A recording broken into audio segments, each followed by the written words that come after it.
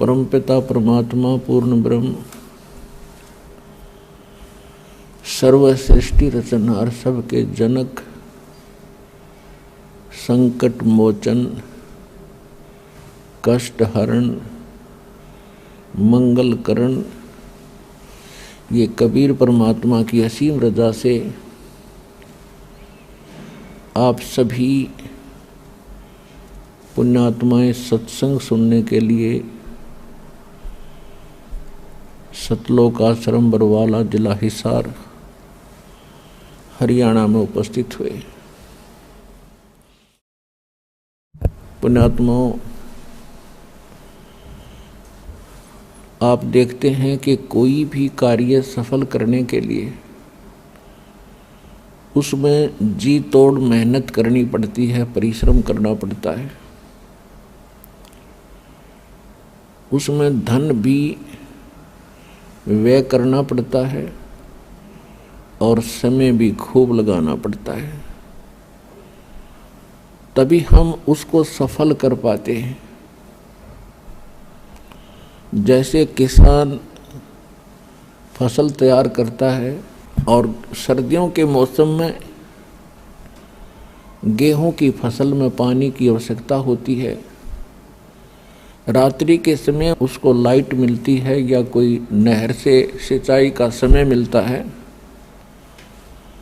सर्दी के मौसम में कितनी शीत लहर चलती है, कई बार बूंदाबांदी भी शुरू हो जाती है।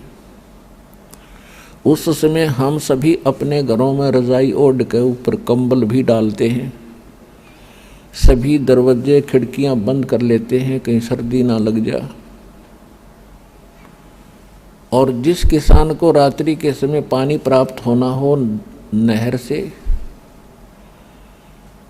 या लाइट आनी हो रात्रि में, ट्यूबवेल से पानी लगाना हो, तो वो ये नहीं देखता कि इतनी सर्दी है, मैं कैसे वहाँ खेतों में पहुँचूँगा, मुझे कोई सर्दी ना लग जाए रात्रि में।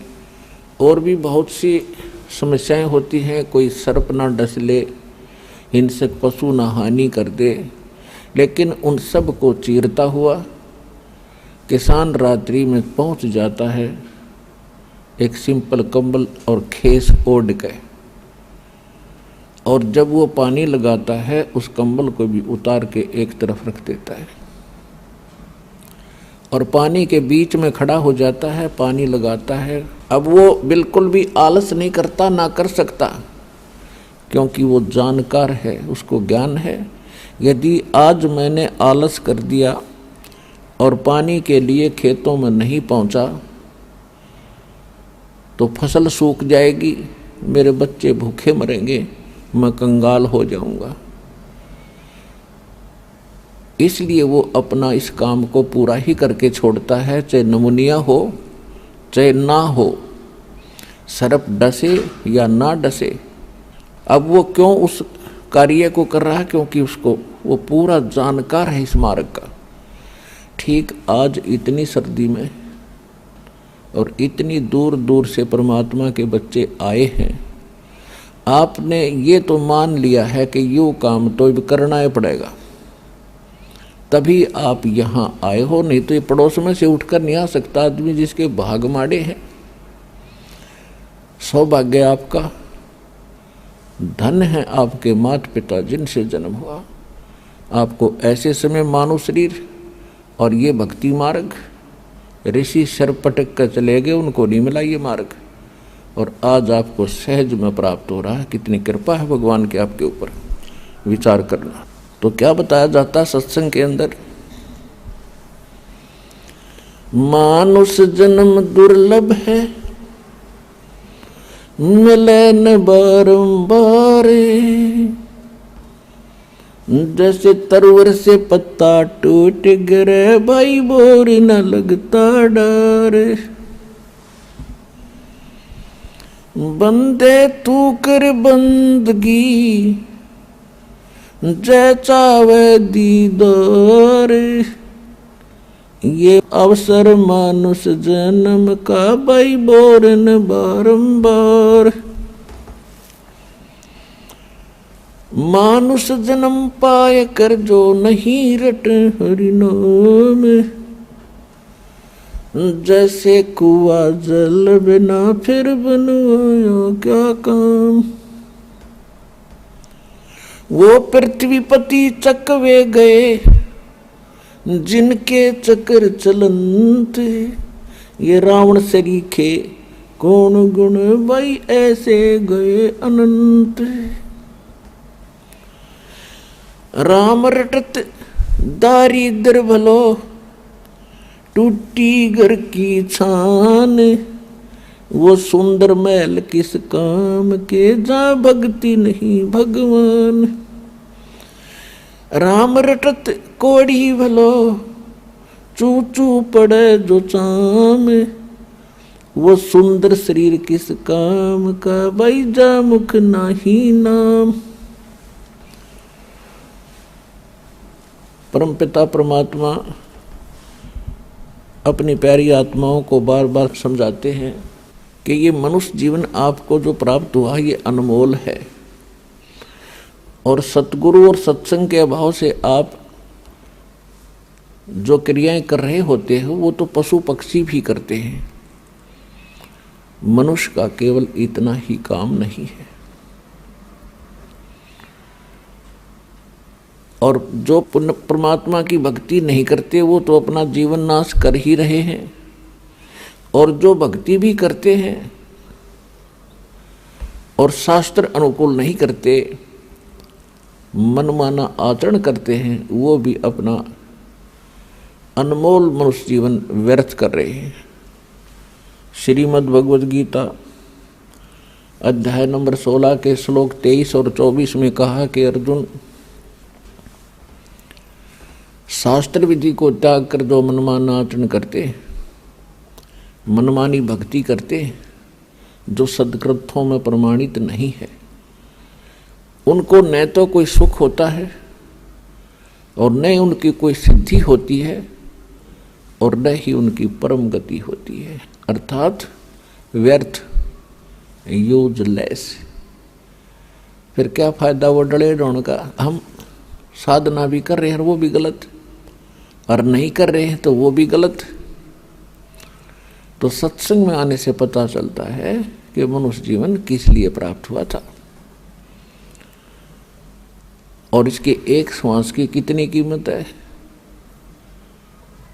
कबीर साहब कहते हैं, कहता हूँ कही जात हूँ, कहूँ बजा के ढोल, और श्वास जो खाली जात है ये 3 लोक का मोल है।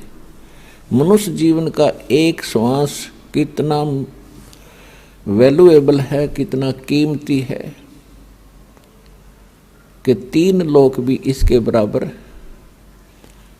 नहीं है, इतना कीमत एक श्वास की।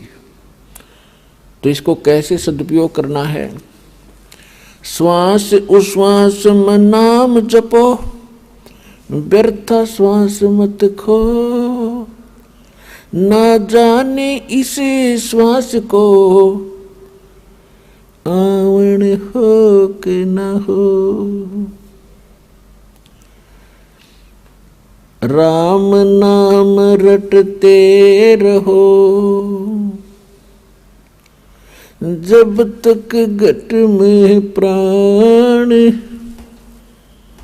कबू तो दीन दयाल के बनक पड़ेगी कान।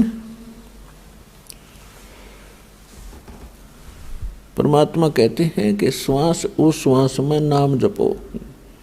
ये सत्य नाम के सिमरण की तरफ संकेत है परमात्मा का। और व्यर्था सांस मत खो, ना जाने इस श्वास को, आवण हो कि ना हो। और फिर क्या बताते हैं, गोता मारू स्वर्ग में मैं जा बैठूं पाताल, गरीबदास ढूंढता फिरूं अपने हीरे मोती लाल।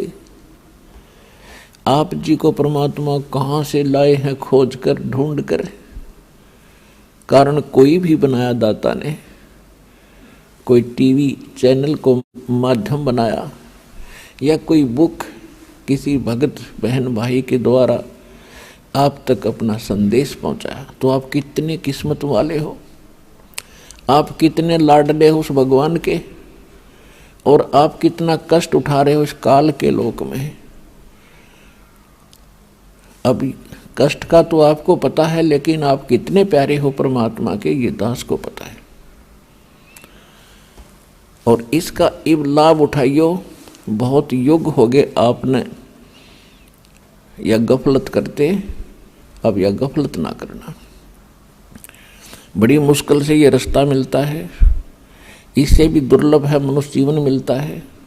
मनुष्य जीवन मिल जाता है तो ये मार्ग नहीं मिलता है, और ये मार्ग मिल जाता है तो आप फिर पुनः गफलत करते हो।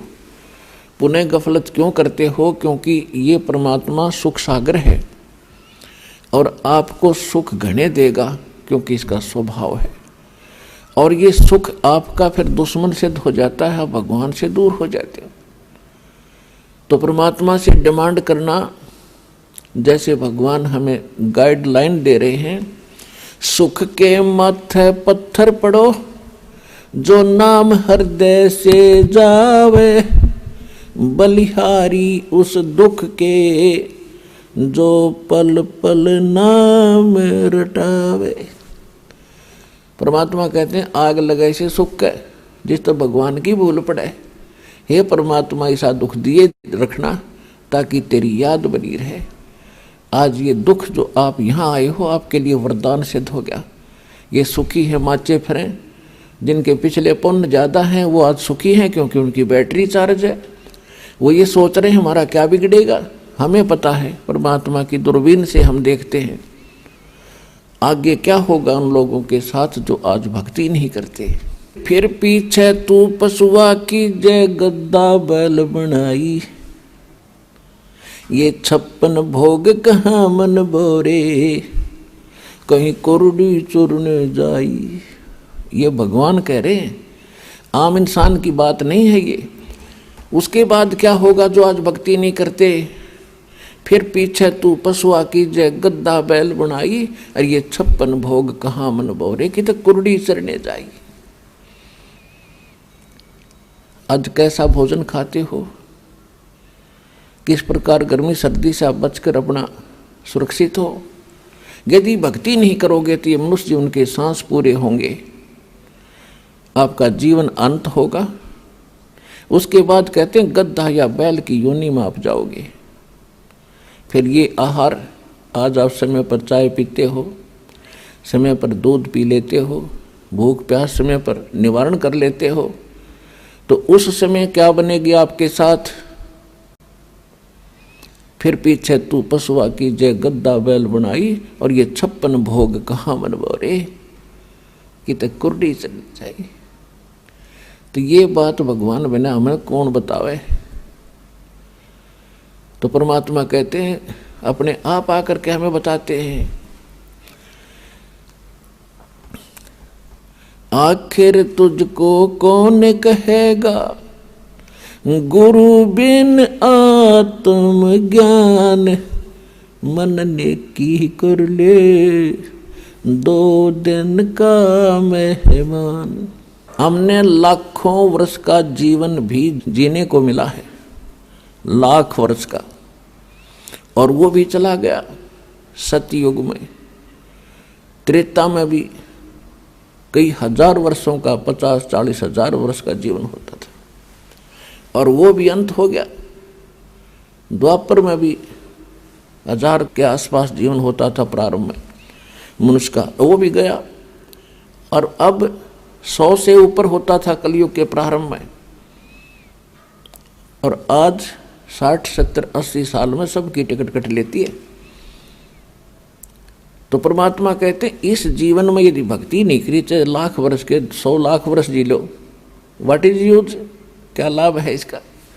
तो इसका लाभ है एक ही, और वो ज्ञान परमात्मा ही बताएगा आपको। आखिर तुझको कौन कहेगा, गुरु बिन आत्म ज्ञान। अब ये नकली गुरुओं के पास परमात्म ज्ञान तो बहुत दूर की बात है, उनको आत्म ज्ञान नहीं।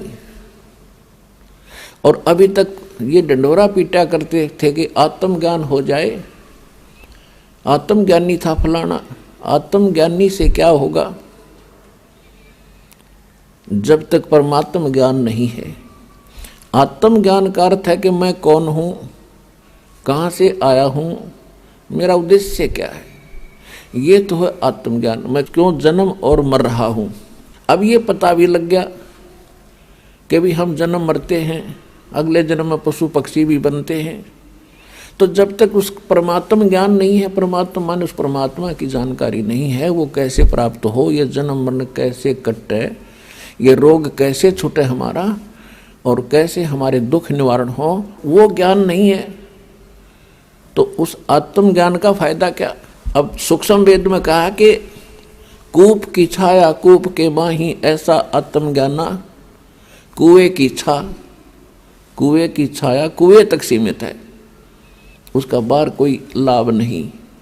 तो ऐसे आत्मज्ञान हो जाने से इतना ही लाभ मिला आपको, लेकिन परमात्म ज्ञान के बिना मोक्ष नहीं। तो क्या बताते हैं परमात्मा के, फिर पीछे तू पशुआ की जय गद्दा बैल बनाई, ये 56 भोग कहाँ मन बोरे, कि तक कोरडी चरने चाहिए। ओए होए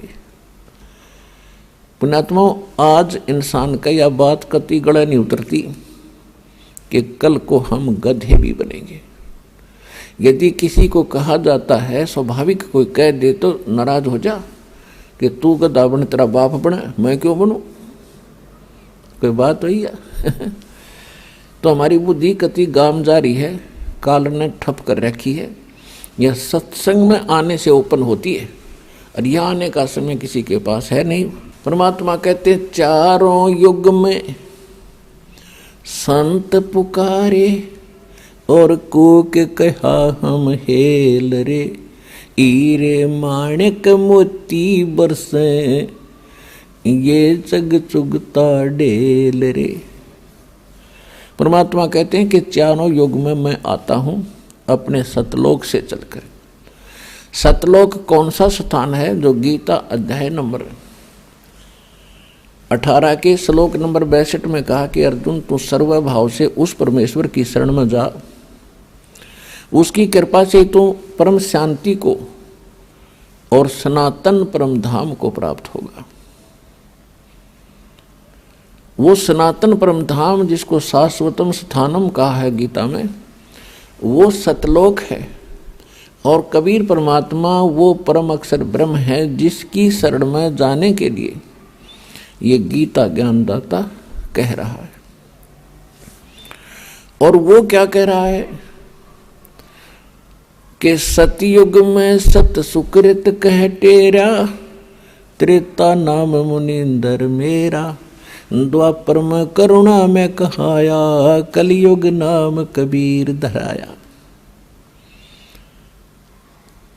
मैं चारों युगों में आता हूँ। सतयुग में सत्सुकृत नाम होता है, परमात्मा कहते हैं, और त्रेता में मेरा मुनिंदर नाम प्रसिद्ध होता है, द्वापर में करुणा में होता है, और कलयुग में मेरा कबीर नाम ही रहता है, जो परमात्मा का वास्तविक नाम है।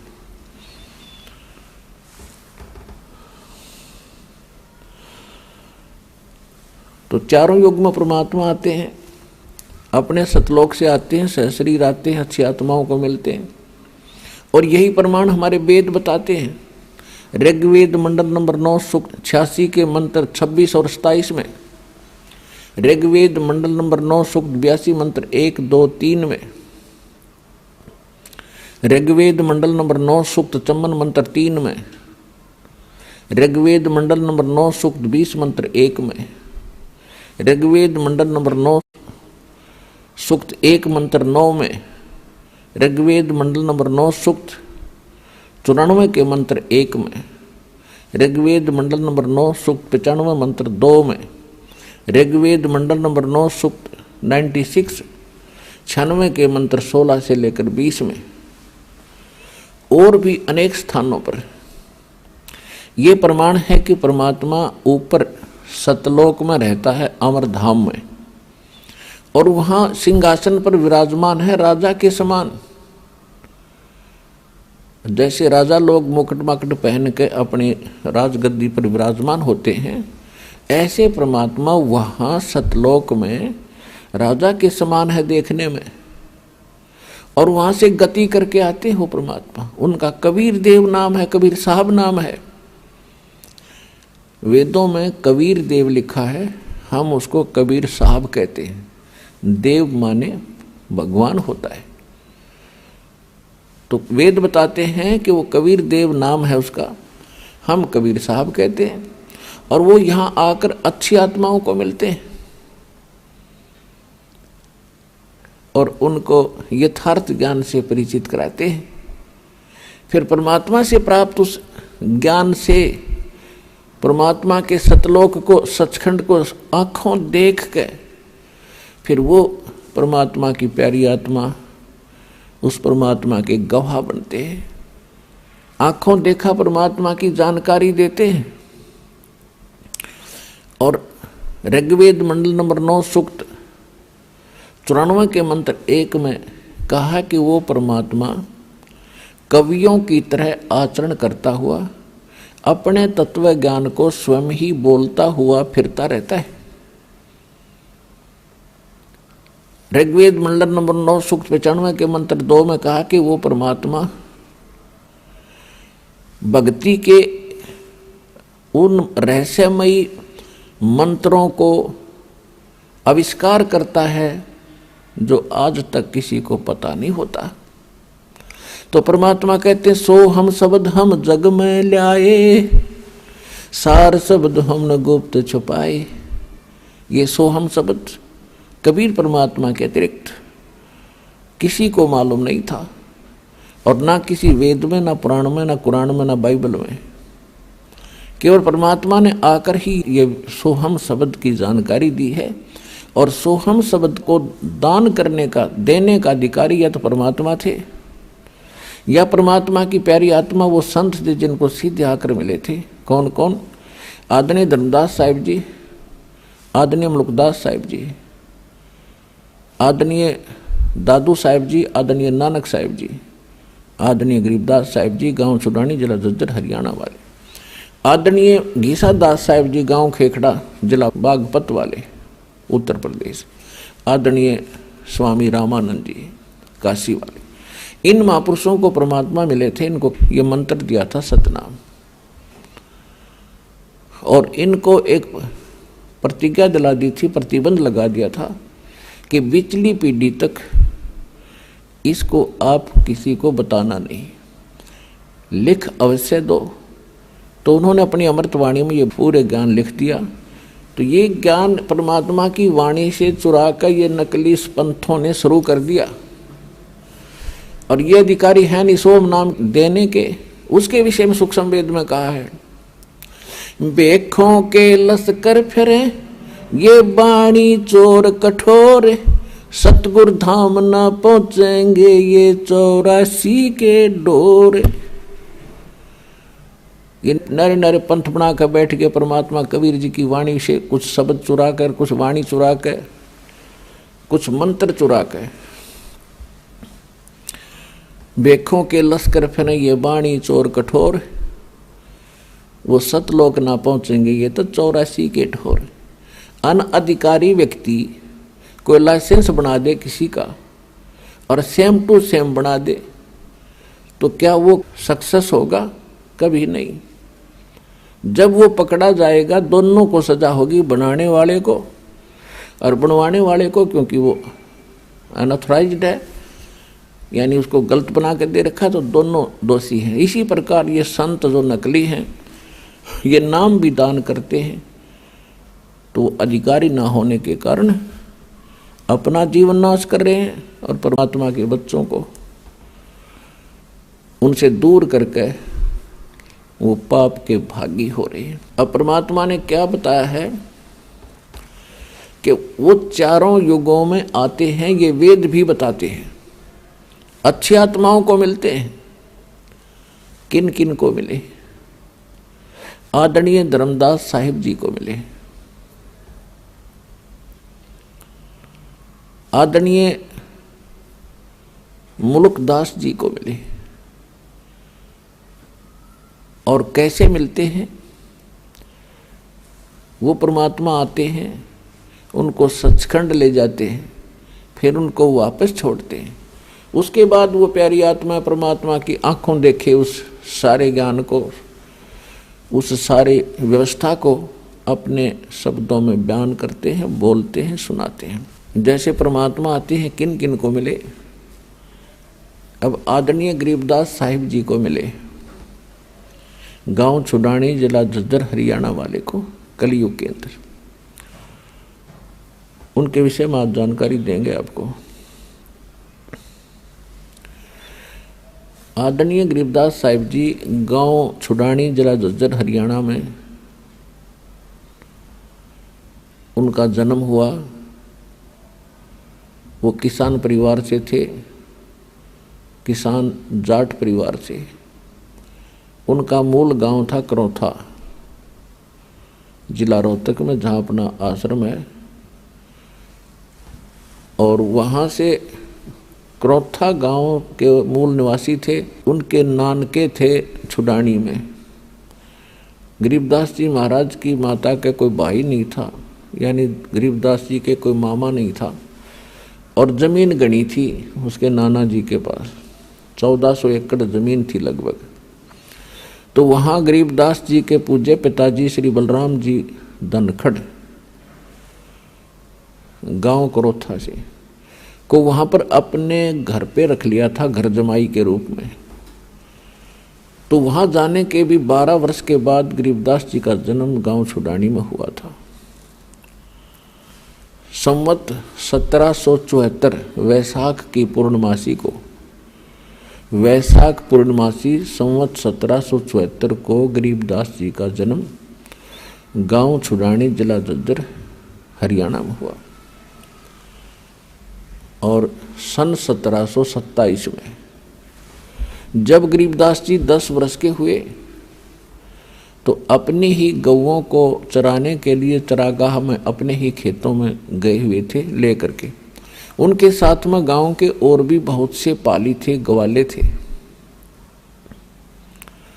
जो कुछ तो उन्हीं के नौकर होते थे और कुछ वैसे गांव के अपने पशुओं को साथ उन्हीं के खेतों में ले जाते थे, क्योंकि बहुत ज़्यादा स्थान था। अब जैसा कि कबीर सागर के अंदर आपको बहुत बार दिखाया है, कबीर सागर के अंदर कबीर बानी नामक एक चैप्टर है, उसके 136 और 37 पृष्ठ पे 12 पंथों की जानकारी दी गई है। तो उसमें 12वां पंथ गरीबदास जी का बताया है। उसके अंदर गलती से संवत 1775 लिखा गया, प्रिंट है, मिसप्रिंट है, वो संवत 1774 है वो वास्तव में। तो गरीबदास साहिब जी का जन्म संवत 1774 में हुआ।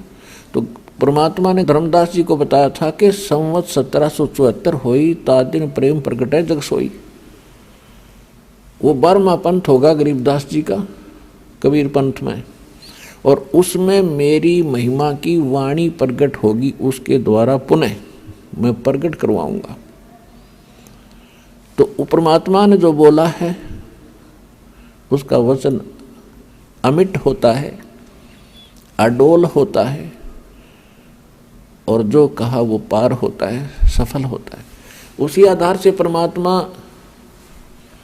सन 1727 में, संवत 1784 में दिन के लगभग 10 बजे फाल्गुन मास की द्वादशी सुदी, यानी उत्तरते फागुन की द्वादशी, चांदनी द्वादशी को दिन के 10 बजे वहाँ प्रकट हुए, जहाँ गरीबदास जी अपनी गौओं को चरा रहे थे। साथ में 10-5 पाली और ग्वाले साथ थे। और 10 बजे वो लगभग सुबह का खाना खा रहे थे, और परमात्मा थोड़ी सी दूरी पर सतलोक से आकर वहाँ पृथ्वी पर अवतरित हुए, एक साधु रूप बना के, जिंदा महात्मा का रूप बना के। रास्ते से आ रहे थे, भक्तों ने देखा, पालियों ने देखा कि महात्मा आ रहे हैं। उन्होंने प्रणाम किया, राम राम महाराज जी। परमात्मा ने भी कहा भाई राम राम।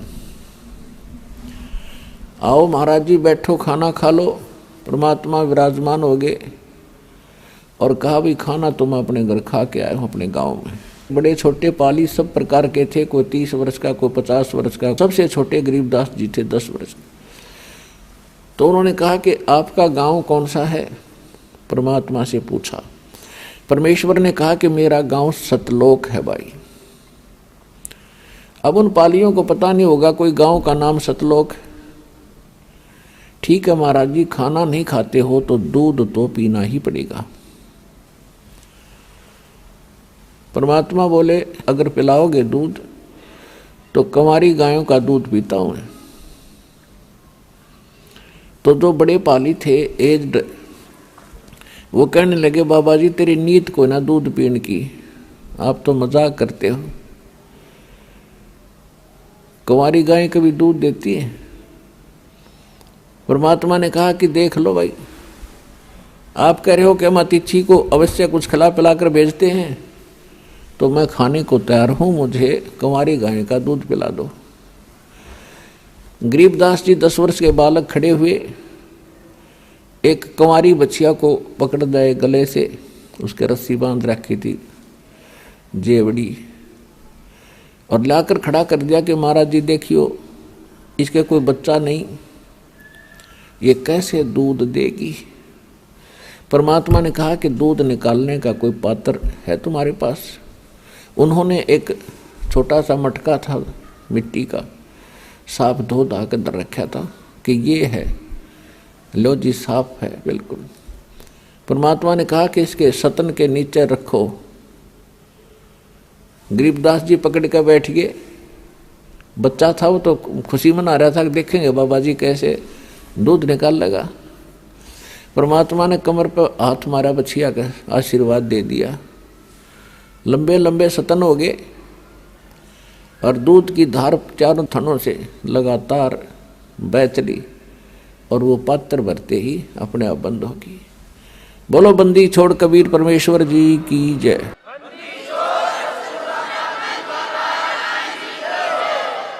अब सभी आश्चर्यचकित रह गए, बाबा जी तो भाई जादूगर है कोई।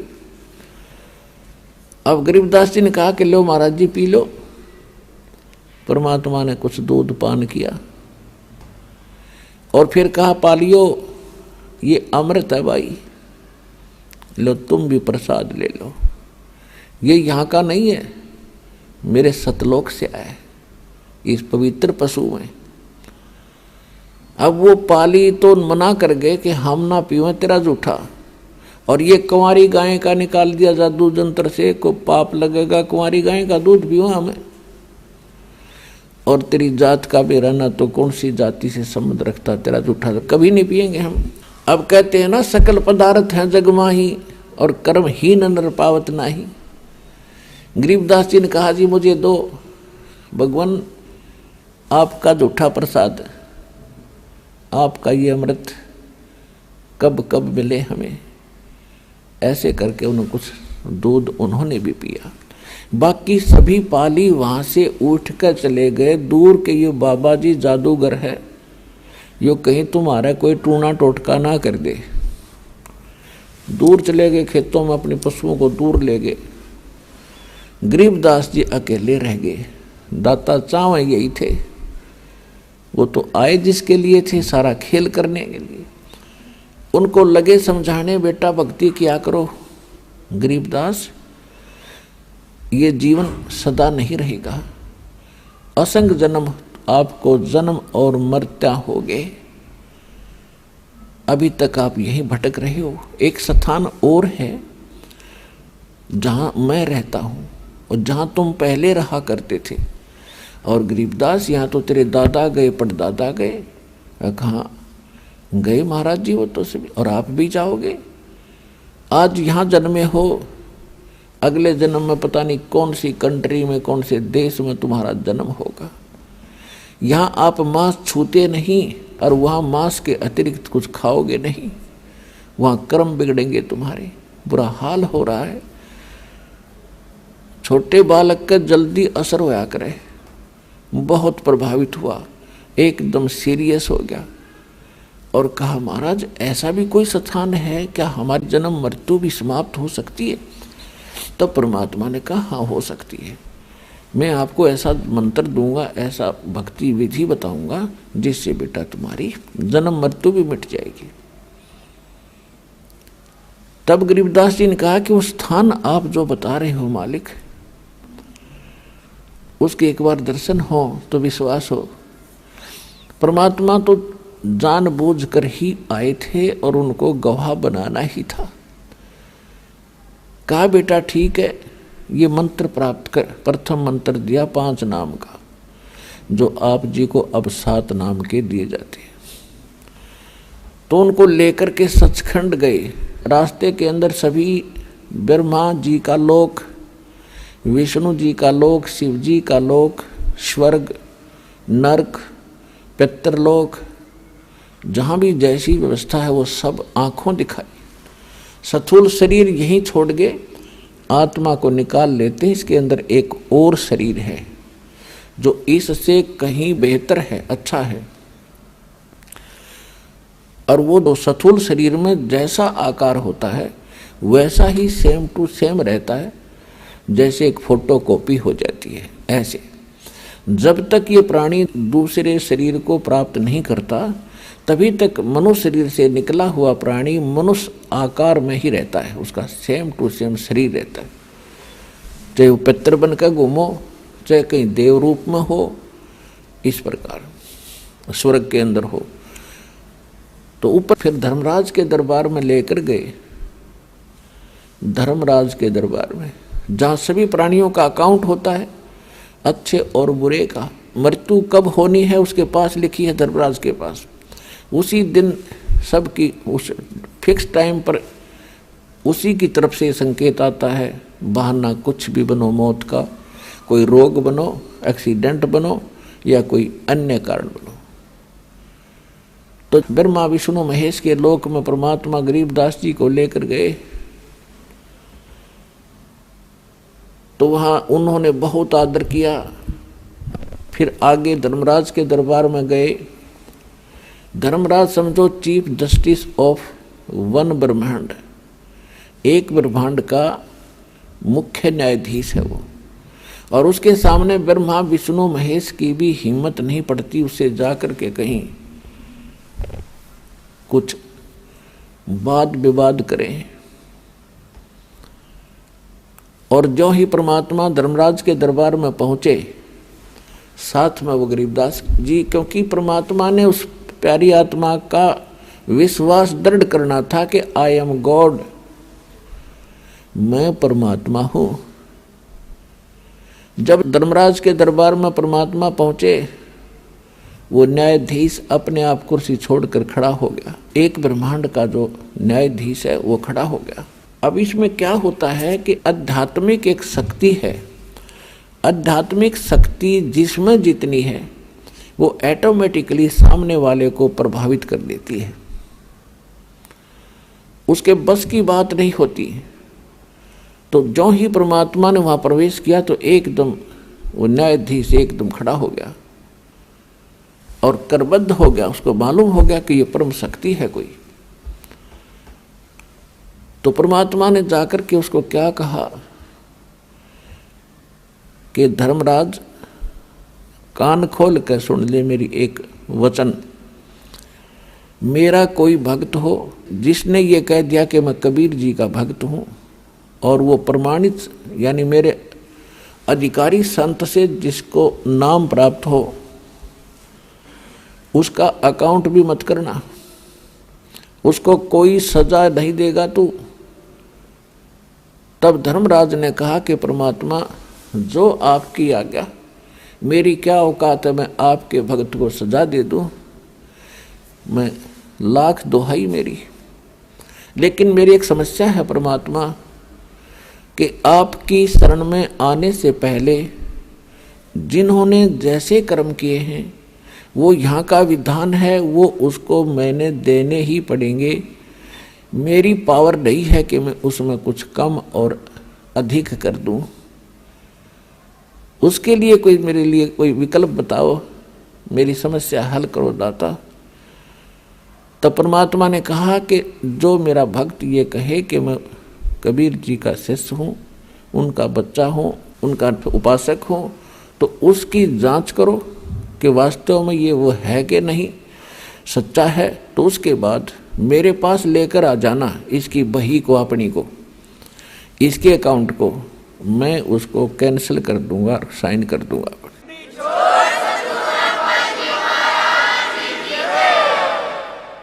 धर्मराज दरबार में देई कबीर तलाक, मेरे भूले चूके हंस को पकड़ियो मत कजाक। बोले पुरुष कबीर से धर्मराज कर जोड़े, तुमरे हंस को पकड़ू नहीं, मोहे 2 ही लाख करोड़।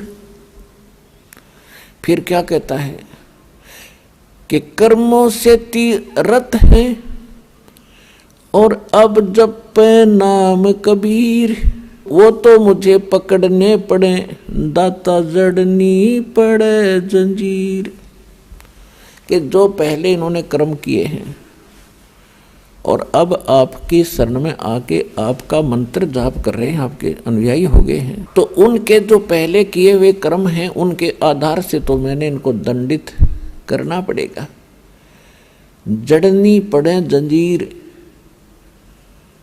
तब परमात्मा ने क्या कहा, कर्म भरम ब्रह्मंड के और पल में करहूं नेस, जिन हमरी 2 ही दी, सो करो हमारे पेश। जिन्हें मेरी दुहाई भर दी कि मैं कबीर साहिब का बच्चा हूँ, उस परमात्मा का अनुयायी हूँ, तो उनको मेरे पास लाना। कहाँ लाना? इसी प्रत्येक ब्रह्मांड में परमात्मा का एक यहाँ एक अलग स्थान है, त्रिकुटी पे। त्रिकुटी एक ऐसा स्थान है जहाँ पर परमात्मा का भी एक ऐसा स्थान बना हुआ है, जैसे प्रत्येक देश में और प्रत्येक देश का एक राजदूत भवन होता है, जो अपने निज देश की सब खबरें और उस देश के जो व्यक्ति वहाँ रह रहे हैं उनके से संबंधित जानकारी रखता है। तो ये धर्मराज को भी पता था कि यहाँ एक कार्यालय है जिसमें ये साहब बैठते हैं। गरीबदास जी को तो जिंदा महात्मा दिख रहे थे और धर्मराज को उस रूप में दर्शन हो रहे थे जिस रूप में वो अपने ऑफिस में बैठते हैं, वहाँ अपने दरबार में बैठते हैं। तब उनको कह रहे थे, ये थी तुम्हें कोई ऐसी समस्या आती है तो करो हमारे पेश, वहाँ ले आना इस आत्मा को और गिल तेरी बही को, ये तेरे अकाउंट को भी ले आना। कर्म भरम ब्रह्मंड के पल में करहूं नेस, जिन हमरी 2 ही दी, सो करो हमारे पेश। एक पल में काट दूंगा इन सारे ब्रह्मांडों के, तेरे कर्म भ्रम इस ब्रह्मांड के। अमर करूं सतलोक पठाऊं, ताते बंदी छोड़ कहाऊं, बंदी छोड़ हमारा नामम, अदर अमर है अस्थिर ठामम। सतगुरु शरण आके फिर धर्मराज डर कैसा। इस परमात्मा की शरण में आने के बाद तो धर्मराज का भय नहीं रहता आपको। एक भक्त, वैसे तो बहुत भक्तों के साथ ऐसी घटनाएं घटी हैं, तो एक आध भक्त की बात याद रह जाती है। वो कह रहा था कि मैं रात्रि में सो गया, रात्रि में 2 काले काले व्यक्ति बड़ी बड़ी कद के, वो कहने लगे का मेरे साथ चलो, और मैं न चाहते हुए उनके साथ उड़ लिया, विवश पता नहीं क्या हुआ। और मैं जब एक महल सा दिखाई दिया काफ़ी निकट सी, तो मैंने पूछा भाई कहाँ ले जा रहे हो मुझे? उन्होंने कहा कि तेरे को धर्मराज के पास पेश करेंगे। और कहा फिर क्या करोगे? उसके बाद जो आदेश होगा, नरक में डालना है या कहीं और भेजना है, तो फिर वो ऐसा ही करेंगे। तो उसने कहा कि मुझे फिर बात याद आई कि गुरुजी बताते हैं कि भी हमें तो यम के दूत लेने आ ही नहीं सकते। तो पहले तो ये सोचा कि शायद मेरी कोई करनी में फर्क तो नहीं पड़ गया, कोई भक्ति में। फिर उसने सोचा कि अब क्या बने, गुरुजी का तो आदेश है कि यम के दूत लेने नहीं आ सकते। तो मैं वहीं अड़ गया, खड़ा हो गया। कहने लगा भाई तुम नहीं ले जा सकते मेरे को, तुम यम के दूत हो क्या? हाँ हम यम के दूत हैं। कि भाई तुम नहीं ले जा सकते, पता है तुझे मैं कबीर साहब का उपासक हूँ, भगवान कबीर साहब का बच्चा हूँ। तो बोले चल चल तू आगे न, आगे बात फैसला होगा। वो मुझे आगे घसीटे में पाछे न खिसकूँ तो मेरी उनकी झगड़ा हो गया, गुट्टम गुट्टा। दोनों में से एक बोला भाई पहले पता करा, कदे गलती लाग रही हो, इतना कॉन्फिडेंस से ये आदमी कह रहा है, कदे हम इसने खाम खा पीटे फिर हमें सजा मिला है, जा पूछ के आ तू। एक मेरे पास खड़ा रहा, एक अंदर गया। धर्मराज से प्रार्थना की, महाराज जिस व्यक्ति को आपने लेने के लिए भेजा है वो कह रहा है कि मैं कबीर साहब का शिष्य हूँ, उनका पुजारी हूँ। एकदम धर्मराज के कहते धौला शरीर हो गया, सफेद पीला पड़ गया चेहरा, और उसने देखा उठा का काउंट, और मैंने न्यू के न्यू बोलते सुना है।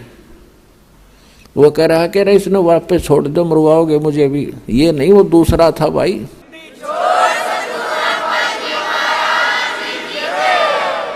तो वापस आया, उसने कहा छोड़ बीमारी ने कहते ऊपर से पटक दिया मैं न्यू, और मैं वहाँ गोते खाता। फिर एकदम नु शरीर में आया। शरीर में आने के बाद भी 10 मिनट तक मेरा शरीर कार्य नहीं कर रहा था, पसीना पसीना। यदि मैं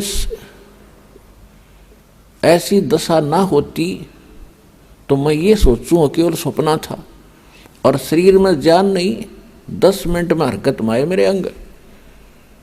और उस दिन नोजच गई है परमात्मा, मेरी तो आज मौत थी और जाना था। परमात्मा की समर्थता से और परिचित हुआ, दृढ़ता आई भक्ति में। तो अपने आत्माओं ये सत्कर मान लेना, परमात्मा की महिमा जो दास आपको सुना रहा है ये 100% सही है। और सच्चे दिल तो भक्ति करोगे, नियमित रहोगे, आपको पल पल में दिखाओगा झटके कि भगवान ही सा होया करे। ऐसा होता परमात्मा। और ये क्या करता है भगवान,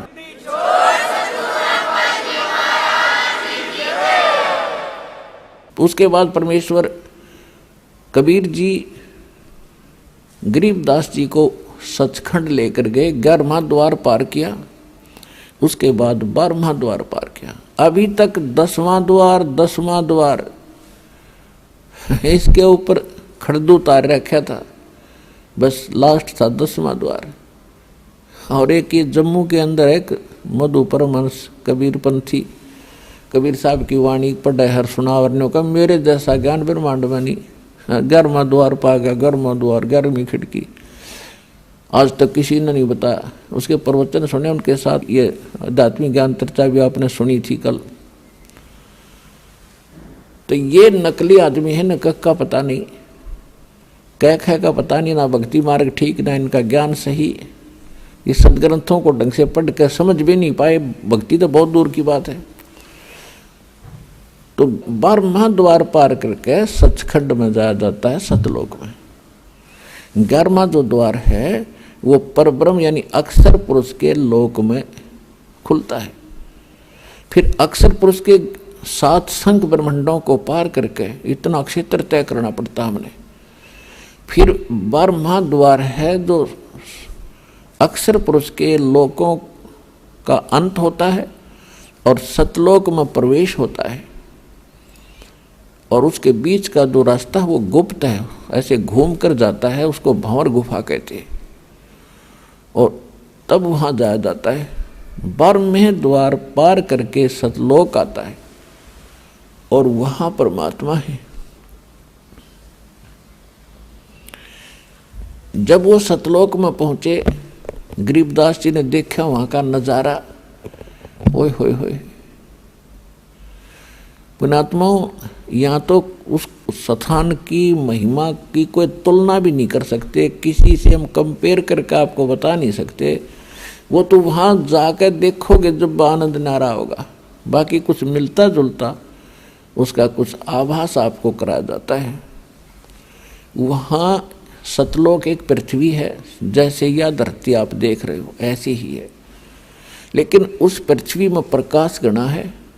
जैसे आप देखते हो कहीं पर कोई दरिया का रेत पड़ा हो और उस रेत में चमक होती है, चांदी की तरह चमकते हैं सूर्य की रोशनी में, ऐसे वह पृथ्वी सारी ही ऐसे चमकती है और उपजाऊ बहुत घनी है।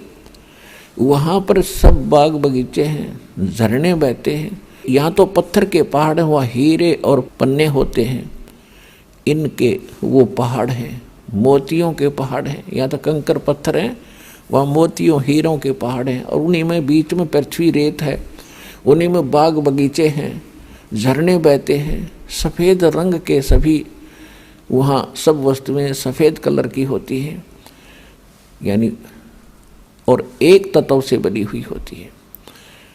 वहाँ मनुष्य भी ऐसे ही जैसे यही आकार है, स्त्री हैं, पुरुष हैं, आपके पूरे परिवार हैं। वो परिवार के आप साथ ही आए थे, इकट्ठे डूबे थे, कब इस काल के साथ हम इकट्ठे आए थे, और वो परिवार आज पता नहीं कहाँ कहाँ भटक रहे हैं, कोई कहीं कोई कहीं।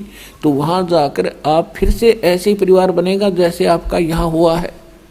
और ये परिवार तो आपका है ही नहीं, आज पता नहीं किसकी मृत्यु हो जाए। आज आप अपने बच्चों में, अपने परिवार में, अपने माता पिता पति पत्नी में आप कितना मोह करते हो, कितना प्यार से रहते हो, और यहाँ पता नहीं कब किसके ऊपर के बिजली गिर जाए, ऐसे गंदे लोक में हम रह रहे। अब यहाँ हम अपने परिवार में कितने प्यार से रहते हैं, फिर मृत्यु होती है, फिर हम टक्कर मार मार कर रोते हैं। तो ये क्या है यहाँ पर, ये क्या परिवार हुआ, ये क्या व्यवहार हुआ यहाँ का। और वहाँ जाएंगे ऐसे परिवार बनेगा जैसे यहाँ बना है, और फिर वहाँ कभी मृत्यु नहीं होगी, वहाँ कोई कष्ट नहीं, किसी चीज का अभाव नहीं, और अपना खाओ पियो नहाओ दो, दूधों की नदियाँ बहती हैं, वहाँ शहद की नदियाँ बहती हैं। वहाँ पर बाग बगीचे सदा बहार हैं, कभी सूखते नहीं, उनके फल कभी समाप्त नहीं होते। आपके अलग अलग मकान बने हुए हैं, बहुत सुंदर महल, और आगे लान है, प्रत्येक के आंगन में विमान खड़े हैं वहाँ के बने हुए। तो पुण्यात्माओं, ये कोई बालकों का ज्ञान नहीं, ये ना सोचना कोई डूम बाट के गीत और कोई वैसे रोजी रोटी के लिए बहका रहा हो किसी को। ये आंखों देखा उन संतों ने बताया, भगवान ने आके बताया, और ये सारा ज्ञान आपके रूबरू हो रहा है, ये दास बतान लाग रहा है आपको। तो इस गंदे लोक से निकलने का ईब सु अवसर है। परमात्मा कहते हैं समझा है तो सिर धर पाओ, और बहुर नहीं रे ऐसा दाओ।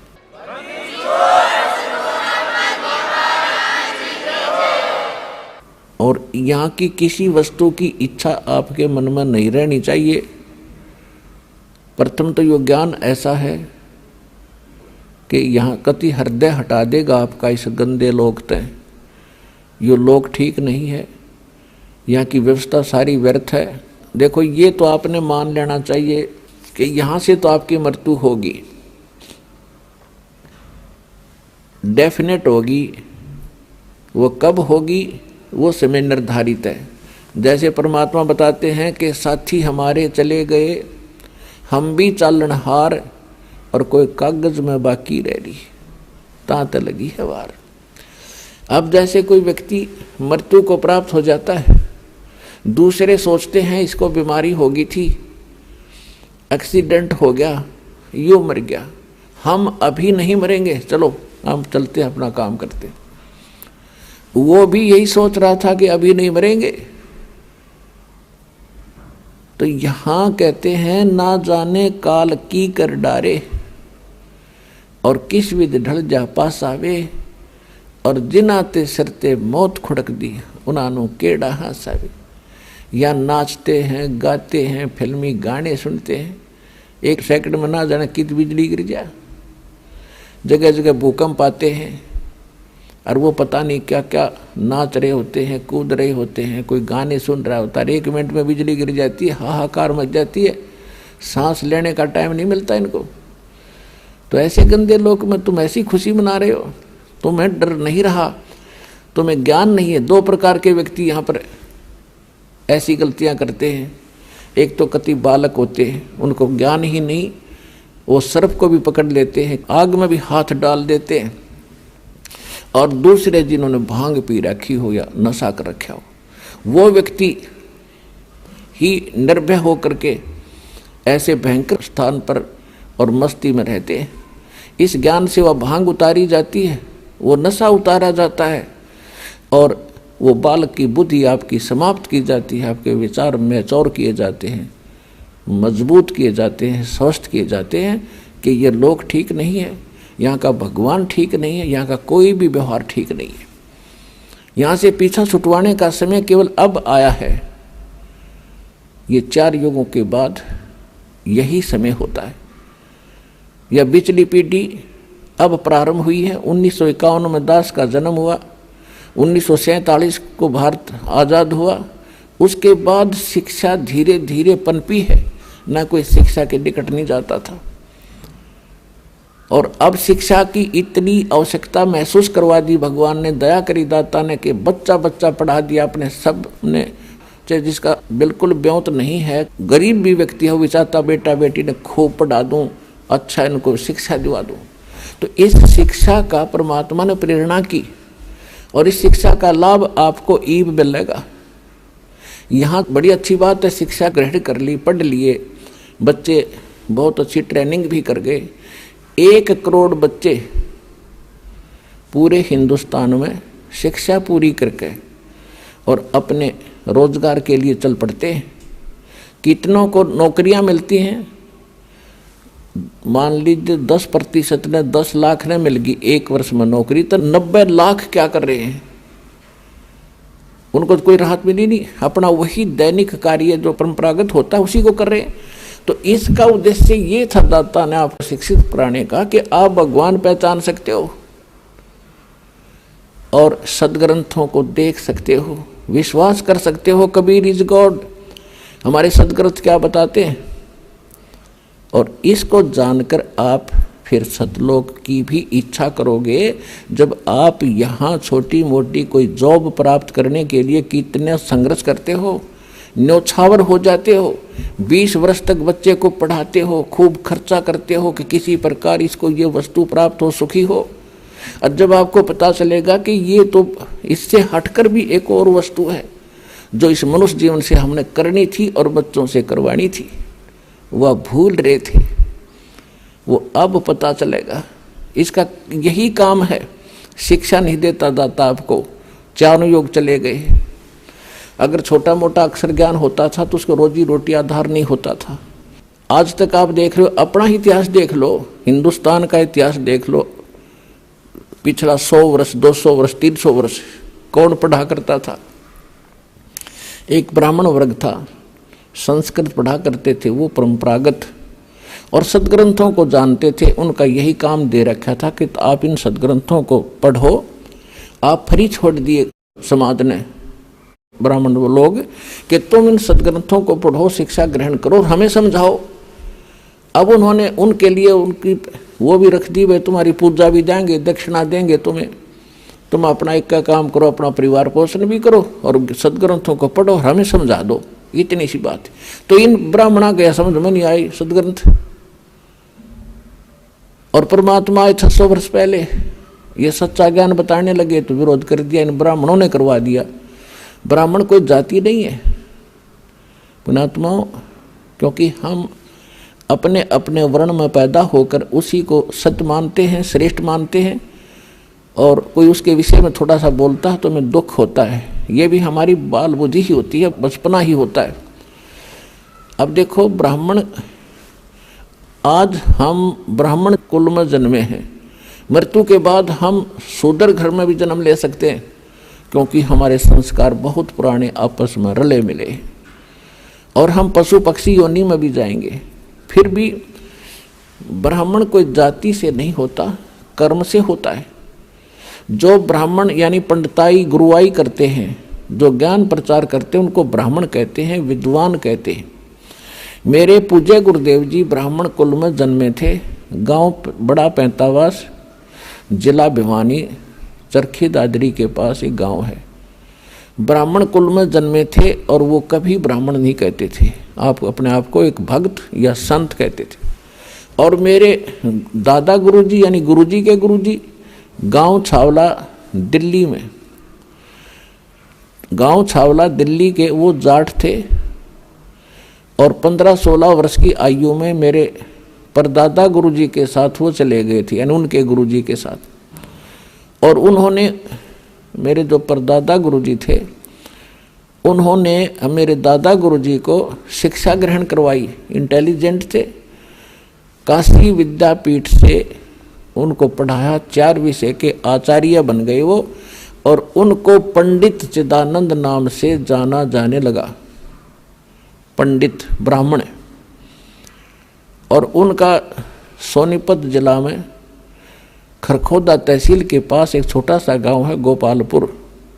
वहाँ पर आज भी मेरे दादा गुरुजी छावला वाले उस जाट का एक पंडित चिदानंद नाम से आश्रम बना हुआ है। उस पर लिखा है बोर्ड, पंडित चिदानंद आश्रम गोपालपुर।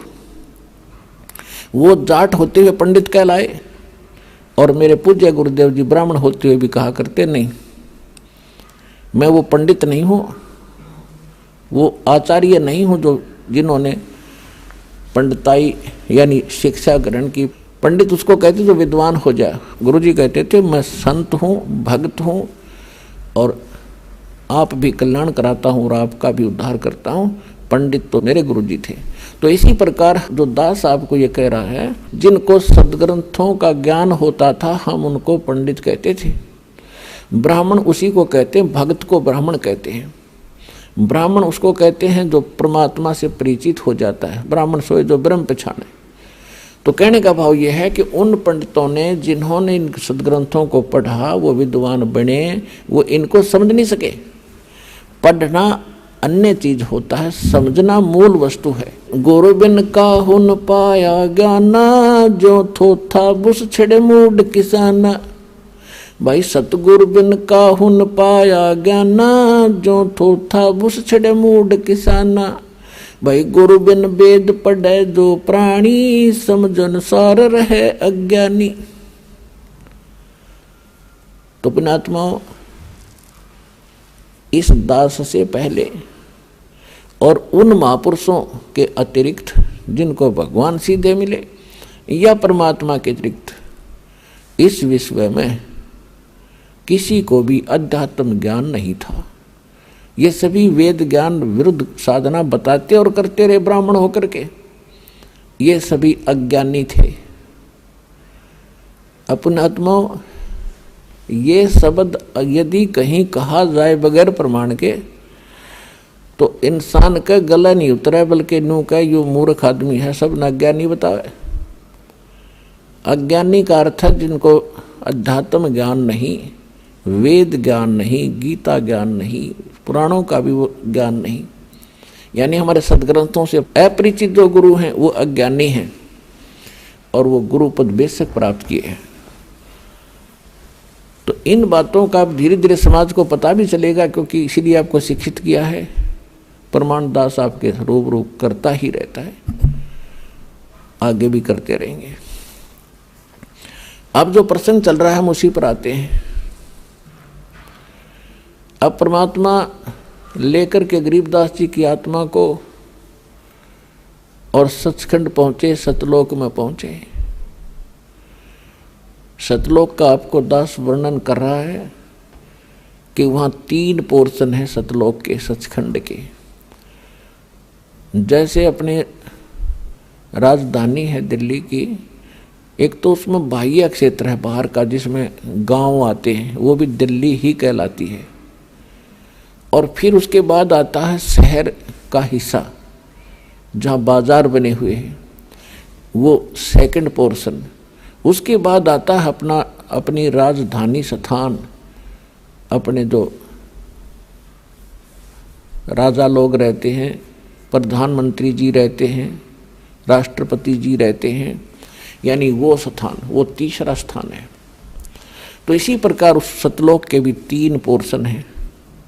बाहर का जो स्थान है, बाह्य क्षेत्र है, उसमें झरने बह रहे होते हैं, बाग बगीचे हैं सदाबहार, बहुत सुंदर वहाँ महक उठ रही होती है और झीनी झीनी आवाज़ वहाँ पर बजती रहती है जो बहुत सुहाती है, कानों को अच्छी लगती है। तो वहाँ कोई दुख नहीं, कोई कष्ट नहीं, कोई रोग नहीं, राग द्वेष नहीं, अभाव नहीं किसी वस्तु का, जिस कारण से वहाँ राग द्वेष नहीं। और सबको एक जैसा शरीर है, सबको एक जैसा ही वहाँ पर व्यवस्था उपलब्ध है। वहाँ कोई छोटा और बड़ा नहीं, वहाँ कोई अमीर और गरीब नहीं, वहाँ कोई शूद्र और उच्च वर्ण के नहीं, ब्राह्मण नहीं।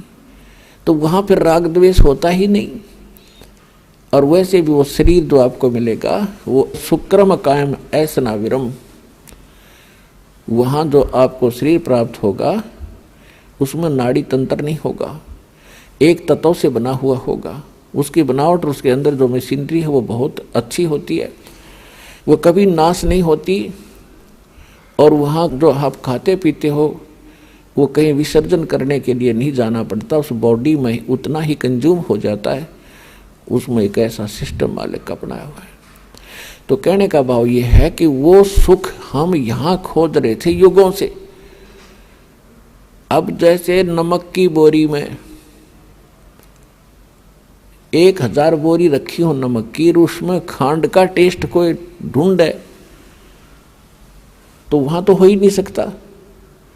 वो तो बूरा की बोरी में मिलेगा और दोनों एक जैसे कलर में एक जैसे हैं, रंग एक जैसा है, बोरी एक जैसी है। इसी प्रकार उस सतलोक की या नकल है। सतलोक में एज इट इज सृष्टि है। यहाँ तो ये अब खत्म हो गए, जैसे पेड़ प्याड़ ये तो कति कंडम हो गया काम सारा ही। इसलिए उसको सतलोक, अमरलोक, अजरलोक कहते हैं। वहाँ कोई वस्तु नष्ट नहीं होती। और यहाँ पर आप देख रहे हो ऐसी ही व्यवस्था है, ऐसे ही सृष्टि है और ऐसे ही वहाँ बाग बगीचे हैं, ऐसे पुरुष स्त्री हैं। और ये नकली संत सतलोक की महिमा गाते हैं, राधा स्वामी वाले या और भी कोई भी कबीर पंथी हैं, कहते हैं वहाँ प्रकाश ही प्रकाश है, चेतन ही चेतन है, और परमात्मा निराकार है। आत्मा परमात्मा में ऐसे जाकर मिल जाती है जैसे बूंद समुद्र में, बस कोई अस्तित्व नहीं रहता। तो ये कहते हैं सटदल उवा बाई बकदा। ये उवा बाई बक्के थे, इनको ना आत्म अनुभव, स्वानुभव नहीं, न इनको परमात्मा का ज्ञान समझ में आया, न इनको गुरु ठीक मिले, जिस कारण से इन्होंने ऐसे विधान सिद्धांत बनाकर हमें भ्रमित कर रखा था। तो वहाँ पर ये सृष्टि, ये स्थिति है और वहाँ जाने के बाद आपकी फिर कभी मृत्यु नहीं होती। अब एक सोचने की बात है, एक गरीब आदमी जिसके पास मुश्किल से 1-2 कमरों का मकान हो और उसको कोई कह दे चाल तुझे 500 एकड़ जमीन बना बनाई कोठी इतनी सुंदर और उसको चल वहाँ तुझे देता हूँ, या तो उसका विश्वास नहीं होगा, और विश्वास होगा 2 मिनट लाओगा, छोड़ेगा ढूंढने, इनका पड़ा रहेगा, चल अपना हमारा ही मौज, वो पड़ा रहेगा कि जिसका कोई बरतो चाहे ना बरतो। तो ऐसा ही है जो दास आपको बता रहा है, या तो आपका विश्वास नहीं होगा, लेकिन विश्वास दास करा कर छोड़ देगा।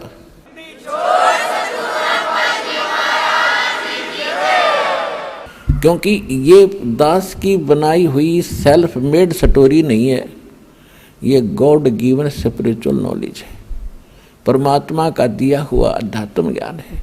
और जिन महापुरुषों ने देखा उनका बयान है, वो बयान आपको सुना रहा है दास।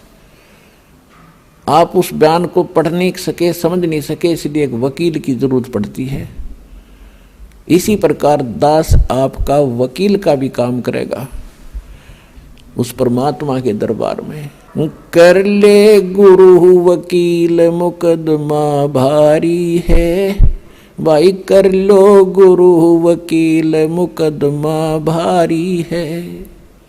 ये बहुत भारी मुकदमा है, इसके लिए वकील की जरूरत पड़ेगी, वकील भी पूरा हो। जिन विधान का नहीं पता, संविधान का नहीं पता, और वो वकील बने फिरे हैं, दस यानी नकली संत बने फिरते हैं। ऐसे संतों को करने का, ऐसे वकीलों को भी करने का कोई फायदा नहीं जो वहां जवाब ना दे सके। तो इस दास के अतिरिक्त विश्व में इस विधान का कोई भी जानकार नहीं है पृथ्वी पर वर्तमान में।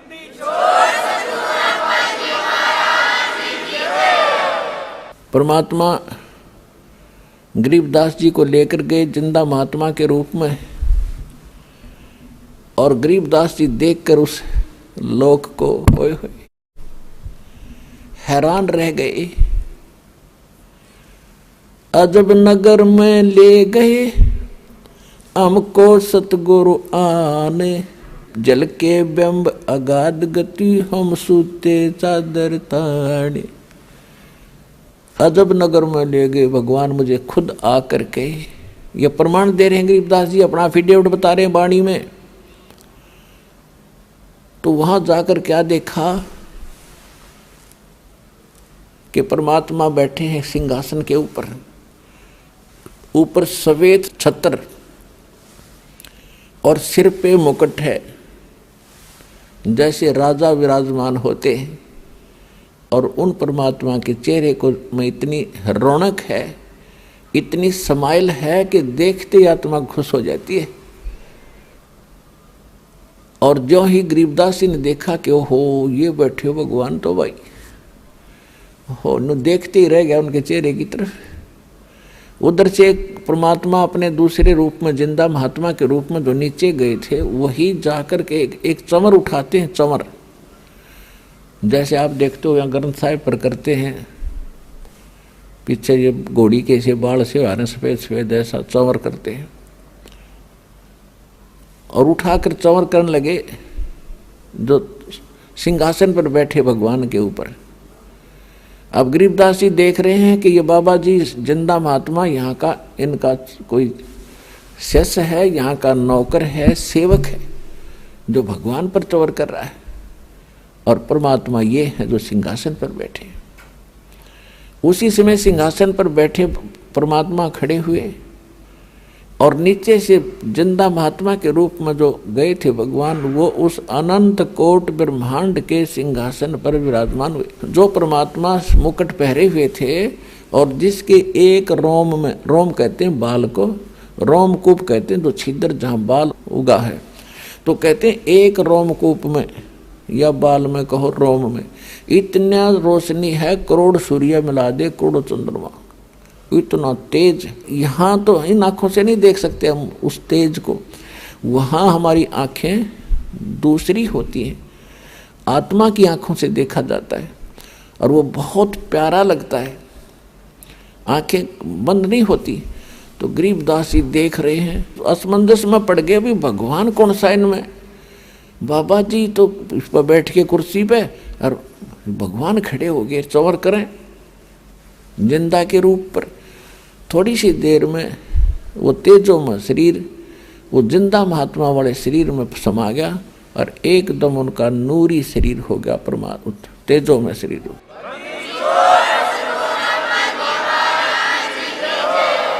और चंवर अपने आप हवा में हो रहा है, से अब हवा में ऐसे घूम रहा है। अब गरीबदास जी असमंजस में पड़ गए, आश्चर्यचकित हुए। तब परमात्मा ने उसको कई घंटे तक वहाँ ज्ञान सुनाया कि बेटा आप देख रहे हो ये स्थान है तुम्हारा, आप यहाँ रहा करते थे, चींटी तले का हाथी तक, गधे कुत्ते सुअर बने फिर रहे हो, वहाँ राजा बनकर, इंद्र बनकर, स्वर्ग में देवता बनकर आप फूले नहीं समाते हो, वो तो नरक है, वो तो कीड़ा की कुंड का आकर है ना, वो स्थान है वो 21 ब्रह्मांड इस लोक की तुलना। वो तो गरीबदास देख ही रहे थे कि सचमुच भगवान ओए होए अब कहते हैं गरीबदास जी को मालिक ने बताया कि मैं भाई चारों युग में जाता हूँ। जो उन्होंने उनको कथा सुनाई सारी, वो ज्यों की तो गरीबदास जी ने आकर नीचे बोली और वह नो की नो लिखवा दी गई। तो कहा कि मैं काशी में धानक रूप में रहा करता था, वहाँ दिखा करता, लोगों को कपड़ा बुनता, और मैं एक एक दिन बेटा हजार हजार जगह प्रगट होकर और अब तेरे भाई बहनों को ज्ञान सुनाया करता। लेकिन वो तो इतने अंधे हो लिए, इस काल की भांग पिए पड़े हैं भाई, उनकी आंखें नहीं खुलती।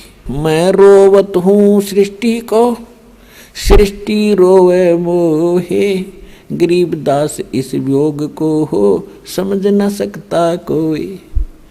गरीबदास जी को भगवान समझा रहे हैं कि गरीबदास वो सभी मुझे खोद रहे हैं। हे सुखदाई परमात्मा, हे संकट मोचन, हे मंगल करने वाले परमात्मा, आप कहाँ हो, हमें सुख दो। और मैं जब जाके कहता हूँ कि मैं परमात्मा हूँ तो ये मेरी मानते नहीं, मेरा ज्ञान नहीं सुनते। हमारा ज्ञान किने ना सुनिया, ये पर भी लेने जाते है दुनिया। पर भी नहाने जाते हैं कुंभ के मेला पे और उड़ा कत्लेआम हो जाता है, एक्सीडेंट दुर्घटना में मर जाते हैं और कोरा पाप कमाते हैं, वहाँ कोई लाभ नहीं। उन बच्चों को काल ने इनको इतना भ्रमित कर दिया। तो गरीबदास जी कहने लगे परमात्मा अब मुझे यही रख लो। परमेश्वर ने कहा बेटा ऐसे नहीं रखा जाता। जैसा आपको पहले बताया था दास ने कि काल भगवान का और परमात्मा का एक एग्रीमेंट हुआ था। तो उसने ये कहा था कि भगवान आप अपना ज्ञान सुना के अपना बनाकर जो हृदय से आपको चाहे, आपके ज्ञान को माने और आप में हृदय से आपको चाहेगा तो वो आपका, बाकी मेरे। जबरदस्ती ना करना, बलपूर्वक ना ले जाना। परमात्मा ने कह दिया था कि ठीक है मैं बलपूर्वक नहीं लेके जाऊंगा और अपना ज्ञान सुनाऊंगा। और दूसरी बात यह है कि जब आप यहाँ से गए भक्ति धन से परिपूर्ण थे, उतने ही भक्ति कमाई करके यहाँ आ सकते हो, वैसे नहीं आ सकते। अब तो मैं लाया हूँ आपको, लेकिन आप यहाँ रह नहीं सकते। अब बालक थे, आंखों में आंसू भर आए, क्योंकि वहां जाने के बाद पता चलता ये क्या है, ये तो नरक दिखाई देता। यहाँ का चाहे सारी पृथ्वी का राजा हो, कति नरक दिखाई देता उस सुख की तुलना में। तब परमात्मा ने कहा कि बेटा तू चिंता ना कर, मैं तेरे साथ रहूंगा और ये ऐसा मंत्र दूंगा जल्दी ही आप भक्ति युक्त हो जाओगे। ऐसा नाम दूंगा सतनाम और सारनाम कि बहुत जल्दी भक्ति धनी बन जाओगे। अपने आत्माओं, इस आत्मा को हमने भक्ति से चार्ज करना है, भक्ति से फुल करना है, तब यह काम करेगी, तब ये भक्ति युक्त होकर के वहाँ जा सकती है। जैसे एक तो साइकिल में हवा भरा कर हाथ से पंप चला के वो एक छोटी सी ट्यूब में डाल सकते हैं, उसमें टायर में नहीं भर सकते उससे, और लगे रहेंगे तो काफ़ी समय लगेगा। मनमाने 3-4 दिन 10 दिन लग जाए उसमें, अगर उसी से को पचा। लेकिन वो तरीका नहीं है ट्रक की टायर में हवा भरने का, उसके लिए तो एक प्रेशर चला हुआ है, उससे भरी जाएगी वह, और मिनट में भर दो। इसी प्रकार जो भक्ति विधि मैं बताऊंगा गरीबदास, वो इतना गजब की होगी कि थोड़े ही समय में तुम्हारे टायर भर जाएंगे, फुल हो जाएंगे।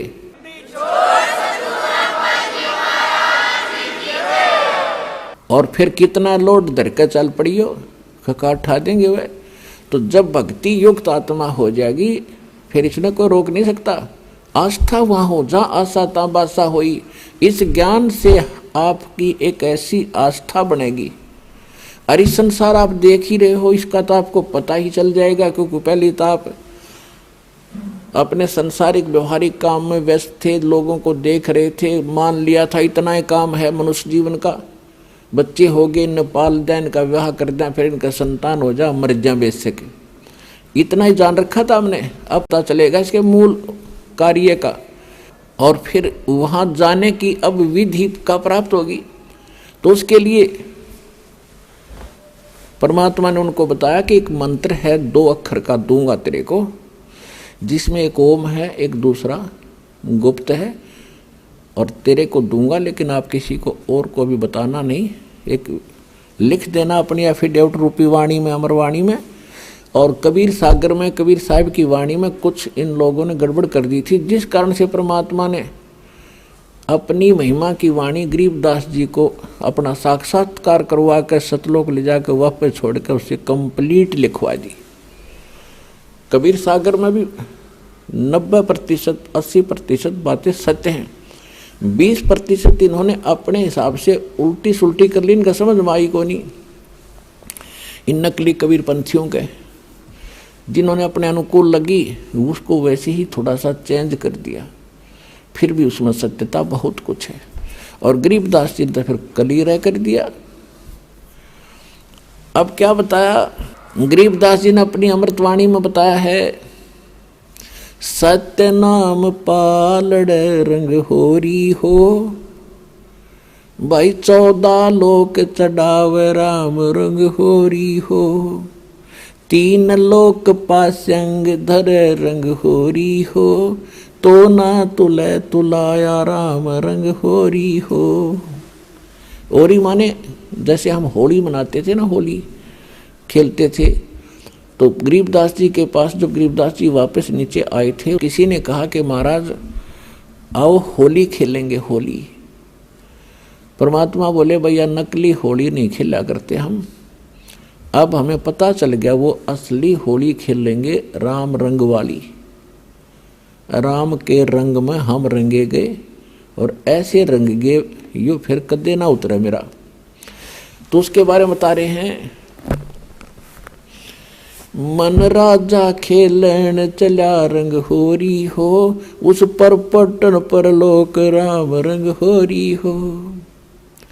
फिर कहते हैं सत्य नाम पालड़ रंग होरी हो, 14 लोक चढ़ावे राम रंग होरी हो, 3 लोक पास्यंग धर रंग होरी हो, तो ना तुल तुलाया राम रंग होरी हो।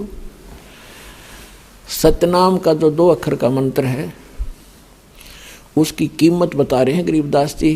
परमात्मा ने उनको बताया, उन्होंने फिर हमें बताया, तो परमात्मा गरीबदास जी को बता रहे हैं एक सतनाम का सिमरण श्वास और उश्वास से करने से, क्योंकि ये 2 मंत्र हैं और 2 ही प्रकार से इसका जाप होता है। उसकी कितनी कीमत बनती है, लेकिन अधिकारी से लेके अपनी मर्जी से कोई अपॉइंटमेंट लेटर लिख ले मैं लग गया तहसीलदार और लिख ले, साइन कर ले किसी के आप पे, तो वो नहीं लग सकता। वो तो अधिकारी ही अपॉइंटमेंट लेटर पे वो भर चाहे कोई, 2 साइन उसके होने चाहिए ओरिजिनल। तो इस विश्व में 21 ब्रह्मांड में इस नाम के दान करने का इस दास के अतिरिक्त कोई अधिकारी नहीं है।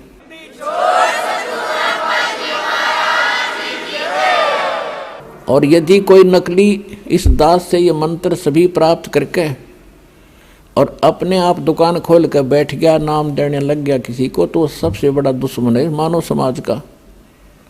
अपना नाश करेगा और 100-200 हज़ार को और खराब करके उनका भार भी सिर पर धर लेगा। तो उनसे भी सावधान रहना है, ऐसे नकलियों से बचना है और बचाना है अपने भाई बहनों को, मानना उनको प्यार से। देखो यू मार्ग है प्यार का, इसमें धक्का नहीं चलेगा। भगवान का अनुबंध है, उस काल के साथ एक एग्रीमेंट है कि जबरदस्ती ना करना। तो आपने इस फार्मूले को अपनाना है, जबरदस्ती नहीं करना, प्यार से समझाना अवश्य। चाहे कोई गाली दे, आपने बुरा बोला है। अब जैसे एक छोटा सा बालक और अग्नि में हाथ देने चला, हीटर जला था, हीटर की तरफ भाग रहा है और उसको उठा लिया बड़े भाई ने, बहन ने या पिता ने, और वो रो रहा है मुझे छोड़ दे, और वो उधर से बालक है नादान थप्पड़ भी मार रहा है सिर में, मुझे छोड़।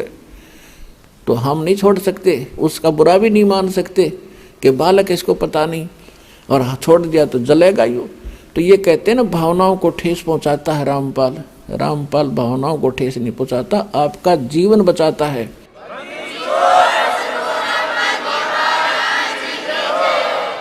अब प्रारंभ में जब ये ज्ञान धीरे धीरे प्रचार शुरू किया, टीवी माध्यम से जाने लगा, तो भक्तों के पास अनजान लोगों के ऐसे बुरे फोन आते थे, गालियां देते थे, तुम क्या कह रहे हो, ब्रह्मा विष्णु महेश को नासवान बता रहे हो, तुम्हें ये कर देंगे वो कर देंगे। इनसे प्रार्थना कर रखी थी, भाई बोलियो ना, सुनते रहो पर चलते रहो। एक दिन आवेगा, इनकी भांग उतरेगी, ज्ञान सामने रखा हुआ है, और अब भी नहीं समझेंगे, फिर तो पत्थर हैं ये। और फिर जान बूझ साची तजय करे झूठ ने, ताकि संगत है प्रभु सोपन में भी ना दे। आंखों प्रमाण देख के और फिर भी नहीं मानेगा तो पत्थर आदमी है, कहते इसे नालायक के तो सपने में भी ना मिला हमने। तो इसी प्रकार आपका प्रयत्न है, प्रत्येक भाई बहन को समझाओ, और कोई ऐसी गलती कर रहा है उसको समझाओ, क्यों पाप का भागी बन रहा है, ऐसी गलती मत करो। आप भी दोबारा उपदेश लो वहाँ जाके, और इनको छोड़ो भगवान के बच्चों के। ये तो पहले दुश्मन बतेरे थे, ये काल के दूत नरे भेज रखे काल ने, इनको मिसगाइड कर दिया, सारे सबकी दुर्गति हो रही है, भक्ति भी कर रहे हैं, साधना भी कर रहे हैं, जो भी कोई क्रिया बताता वो भी कर रहे बेचारे, और फिर भी दुखी, क्योंकि वो शास्त्र विदिता कर्मन माना आचरण है, वो सत्य भक्ति नहीं है, शास्त्र अनुकूल नहीं है। शास्त्र अनुकूल भक्ति और पूरा कोर्स सतलोक आश्रम बरवाला जिला हिसार हरियाणा के अतिरिक्त विश्व में नहीं है।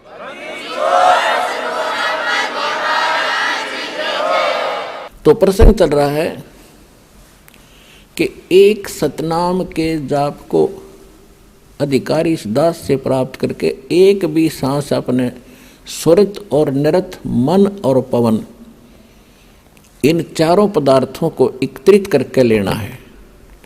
कबीर साहब कहते माला तो कर में फिरे और जिव्या फिरे मुख माही, मनुआ तो चहूं दिस फिरे, ये तो सुमरण नाही। कबीर साहब कहते हैं कि हाथ में तो माला मणिया घूम रहा है, और जीभ मुख में घूम रही है, और मन कहीं घूम रहा है, ये सुमरण नहीं होता। कहते हैं स्वरित नृत मन पवन पर, और सतनाम का वो जाप लगातार चले। स्वरित नृत मन और पवन इकट्ठे रखे। जैसे आप सिमरण करते हो, सांस के सिमरण सतनाम दिया है, या प्रथम मंत्र भी जाप करते हो, उस पर ये ध्यान रखे कि जैसे आप प्रथम मंत्र बोला, प्रथम मंत्र का, तो ये सोचा ये किसके विषय में है।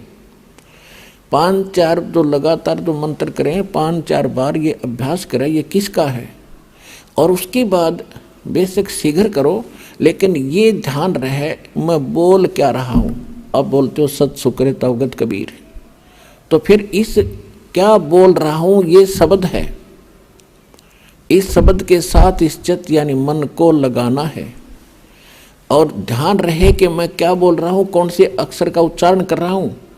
तो इसमें स्वरित और नृत अपने आप रहेगी कि किस जाप को कर रहा हूँ। स्वरित नृत मन और पवन। पवन माने वायु, जो श्वास के सिमरण से संबंधित है, ये कि इस पर श्वास जब जाप करो तो इसके साथ ये सांस भी ध्यान हो कि मैं बाहर कौन सा छोड़ रहा हूँ, अंदर कौन सा ले रहा हूँ, और कौन मंत्र का उच्चारण कर रहा हूँ। ये आपकी सुरत और नृत्य में रहना चाहिए। मैं के बोलूँ हूँ, अपनी सुरती उस पर लाए रखे। सुरती समझो आत्मा के कान हैं और नृत्य जो है आत्मा की आंखें हैं, ऐसा समझ कर दो। अब जैसे सुमन करते हो तो क्या मैं बाहर छोड़ रहा हूँ, कौन से मंत्र का उच्चारण अपने आप होता, श्वास से महसूस होता मैं क्या बोल रहा हूँ, उस पर ध्यान रहे, अंदर क्या ले रहा हूँ। तो ये सुमन बने आपका ध्यान कहीं और श्वास करें जाओ खेचम खेचा, इससे कोई लाभ नहीं। स्वरत नृत्य उस पर लगी रहे, मैं क्या बाहर छोड़ रहा हूँ, क्या अंदर ले रहा हूँ, या प्रथम मंत्र में किस किस जाप को कर रहा हूँ। जब जल्दी करते हो, क्योंकि स्वाभाविक हो जाता है, जल्दी करना पड़ता है। तो उसमें ये सोचो मैं बोल के रहा हूँ, पहले तो ये पता हो कि किस किस का जाप है।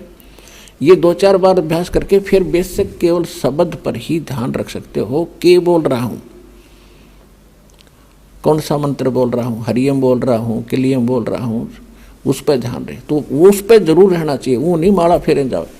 तो ऐसे ही सतनाम पर बात चल रही है कि सतनाम पालड़े, तराजू के एक पलड़े में ऐसे किया हुआ श्वास उश्वास सुरत नृत और मन और श्वास के साथ किया हुआ एक श्वास के सिमरण की ओनली एक मंत्र, सांस बाहर छोड़ा और अंदर ले लिया, पूरा हो गया एक मंत्र। इस एक मंत्र के जाप को तराजू के एक पालड़े में रख दो, उसकी कीमत। और दूसरे पलड़े में 14 लोक, विष्णु का लोक, शिव का लोक और ब्रह्मा जी का लोक, धर्मराज का लोक, नीचे के यताल पताल उतल सारे, और ऊपर के गोलोक और दुर्गा का लोक, ब्रह्मलोक, सपतपुरी, स्वर्ग और नरक। स्वर्ग नरक ये अलग 3 लोक न्यारे हैं। ये स्वर्ग, पृथ्वी और पाताल ये लोक अलग हैं 3, इनसे हटकर हैं। तो क्या बताया है कि ये 14 लोक उस महास्वर्ग तक दूसरे पालड़े में रखते सतनाम के श्वास के से तोलने के लिए। और 3 लोक ये पृथ्वी, पाताल और स्वर्ग लोक, ये तो पास्यंग रखा है। पास्यंग क्या होती है आजकल के एजुकेटेड बच्चों को पता नहीं, क्योंकि ये ज्ञान गूढ़ रहस्य है और अपनी लोकल लैंग्वेज में ये एक सूक्ष्म वेद है। तो दास का जन्म ऐसे समय में दिया, दाता ने दास ने दोनों जमानों की लैंग्वेज का ज्ञान हुआ, जिस कारण से इन गूढ़ रहस्यों को आज समझ सका। और इस ग्रंथ को, गरीबदास साहिब जी के ग्रंथ को आज के बालक पढ़ के देख लो, इन्हों के डरते इसमें पता नहीं क्या लिख रखा है, क्योंकि वो भाषा उन्होंने अपने उस समय की भाषा में लिखा। तो उसमें क्या लिखा है, पासिंग किसे कहते हैं। जैसे हमारे यहाँ दास का जन्म किसान परिवार में हुआ, तो हमारे घर पर ये व्यापारी लोग आते थे, कोई चने तुला ले जाता था, कोई बाजरा, कोई गेहूँ। तो वो क्या करते थे, जब तोलते समय हमारे पिताजी कहते थे कि भाई लाला जी अपनी तराजू चेक करा पहले। वो देखते थे अगर थोड़े से अनबैलेंस्ड होती, वो सौदा करने आया था, जैसे गेहूं का ढेर पड़ा है और उसी को तोलना था, तो गेहूं ही एक मुट्ठी उठाई उस ढेर में से, और तराजू को एकसार करने के लिए, एररलेस करने के लिए, उसकी त्रुटि निकालने के लिए एक पलड़े में वो थोड़े से गेहूं डाल देता था, 2-4 ग्राम, और जिससे वो डिफेक्ट तराजू का खत्म हो जाता था। तो उस तरफ बट्टे रख देता था। और फिर उसके बाद सौदा कणक का तो घना था, वो पासिंग का तो कोई सौदे में अकाउंट है नहीं उस पासिंग का, तो जो रखे थे इतने गेहूं, तो ये पासिंग समझो। तो अब क्या बताते हैं गरीबदास जी, सतनाम पालड़े रंग होरी हो। सतनाम के 2 अक्षर हैं, वो तो स्पष्ट लिखा है वाणी में। सतनाम तो दास इसलिए बोल रहा है, इसको थोड़ा सा सार्वजनिक कम कर रहा हूं अभी, वैसे कर तो दिया तकरीबन। वो 2 अक्षर का नाम है, एक ओम और दूसरा वो तत् सांकेतिक है। कहते ये सतनाम है 2 अक्षर का, ये 2 अक्षर के नाम का जाप सतनाम कहलाता है। तो कहते सतनाम पालड़े रंग होरी हो, और 14 लोक चढ़ावे राम रंग होरी हो। 3 लोक पासेंग धरे रंग होरी हो, तो ना तुले तुलाया राम रंग होरी हो। ओए होए, अब एक सिमरन की ओए होए इतनी कीमत है।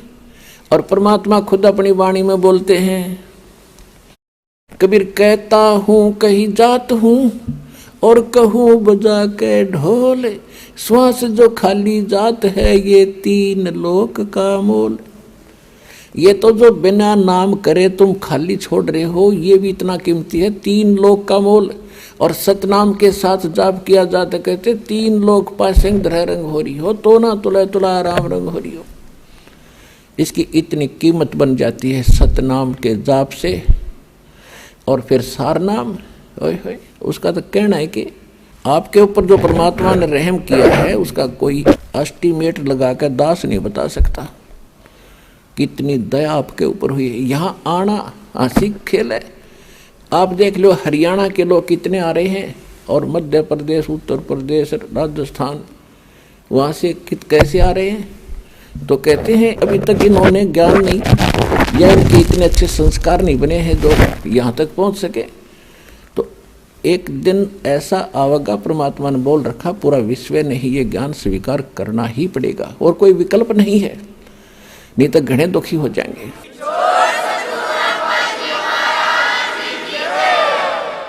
तो इस प्रकार गरीबदास जी से कहा कि बेटा तू जा, वापस जाओ आप, और इस नाम का जाप करोगे ना बहुत जल्दी भक्ति युक्त हो जाओगे।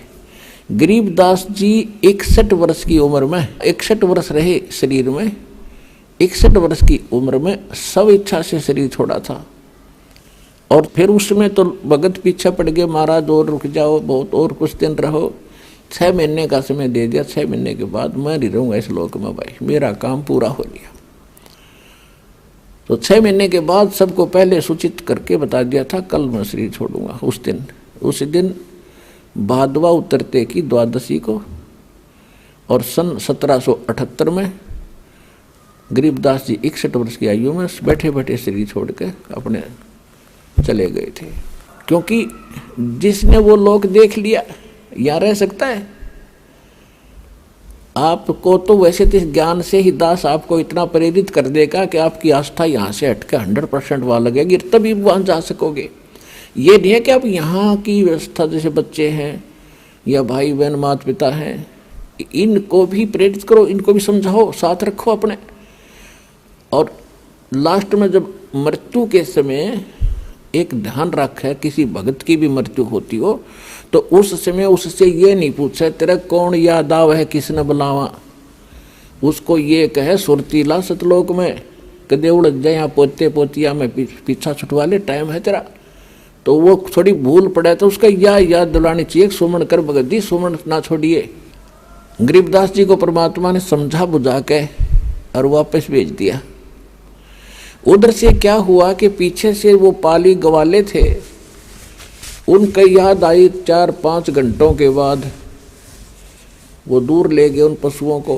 उन्होंने कहा वो बालक कहाँ है, लड़की का लड़का, उसको लिया उठा के, उसका समय आ गया गाय घेरन का, उसकी नंबर आ गया यहाँ पाली बनकर खड़ा होने का। तो वो पहुँचे वहाँ पर जहाँ पर वो छोड़ के आए थे। गरीबदास जी 10 वर्ष के बालक, पहले अच्छे हट्टे कट्टे शरीर थे, अच्छा मजबूत सा शरीर होता था, ऐसे बैठे आसन लगाए। तो उसने दूर से आवाज लगाई पहले तो, फिर निकट जाकर उसको पकड़ के कहा खड़ा हो ले भगत जी, समाधि कहाँ चली गई तेरी। वो गिर गए, क्यों वो शरीर में थे ही नहीं। अब उसको देखा सड़क डॉक्टर ने देखी, खत्म। उसने आवाज लगाई कि लड़का मर गया, भाग्यो। वो पाली दौड़ कर आई, सबने देखा सचमुच बाबा जी ने जादू तंत्र का दूध पिला दिया, बालक मर गया। गांव में दौड़ कर आए, 1.5 किलोमीटर दूरी पर खेत था, गांव में दौड़ कर आए। गांव वालों को पता चला, माता पिता तो दोनों अचेत हो गए, बेहोश हो गए इकलौते पुत्र की मृत्यु सुनकर। क्यों 12 वर्ष के बाद उत्पन्न हुआ था, 10 वर्ष का हो चुका था, गास नहीं थी।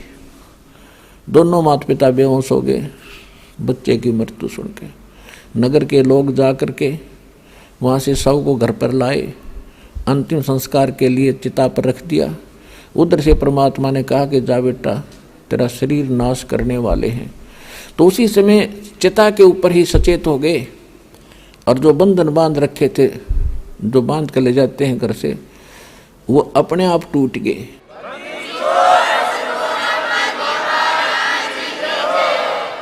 और खड़ा होते ही नीचे उतर आए, उतर कर चल पड़े, और ये वाणी बोलने लगे। जो गरीबदास जी की वाणी का हम पाठ करते हैं, दास उन्हीं की वाणी को अधिक आधार बनाकर आपको ज्ञान सुनाता है।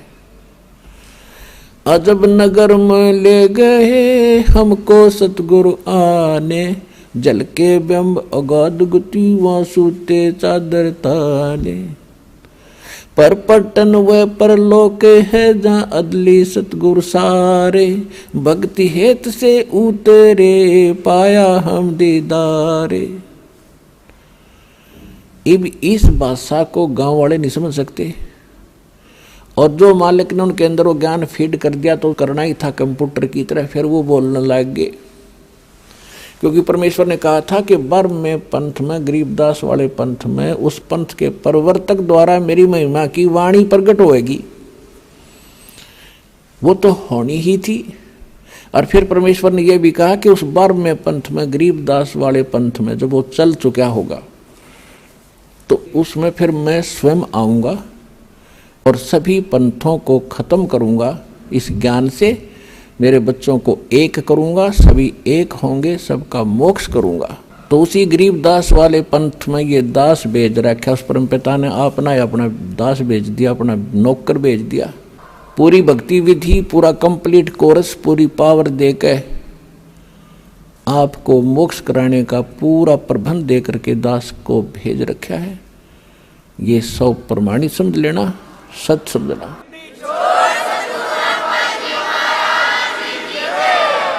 अब ऐसे ही गांव वालों ने सोचा, भाई बाबा जी ने जंतर मंत्र का दूध पिला दिया, जादू जंत्र का टोने टोटका करके कुंवारी गाय का दूध निकाल कर पिला दिया और लड़की का लड़का पागल हो गया।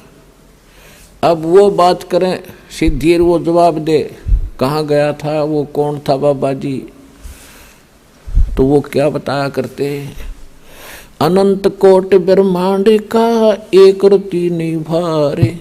सतगुरु पुरुष कबीर हैं वो कुल के सर्जनहारे।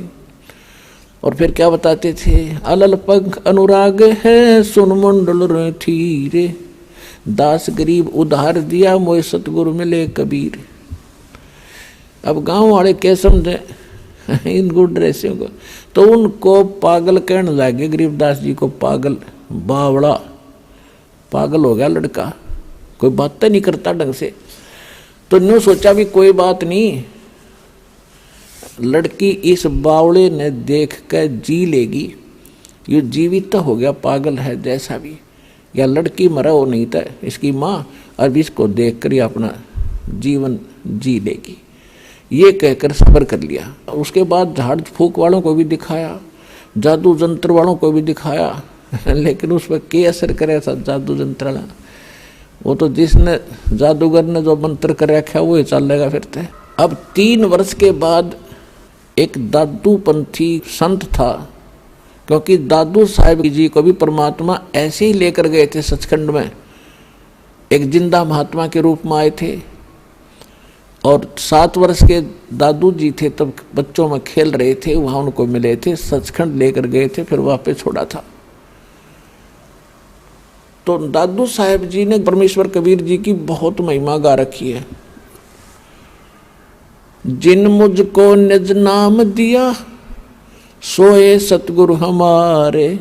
दादू दूसरा कोई नहीं वो कबीर सर्जनहारे।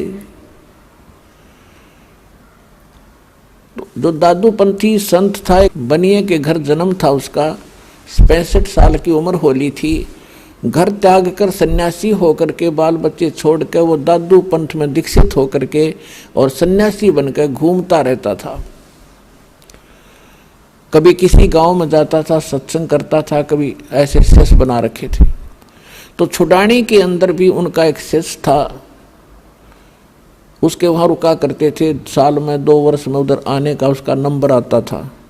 तो 3 वर्ष के बाद जब वो वहाँ पहुँचा छुडानी में, तो जिसका वो शिष्य था उसने प्रार्थना की कि महाराज जी हमारी लड़की के लड़के पर किसी ने जादू जंत्र कर दिया, ऐसे ऐसे कुंवारी गाय का दूध निकाल कर पिला दिया, वो लड़का मर गया था।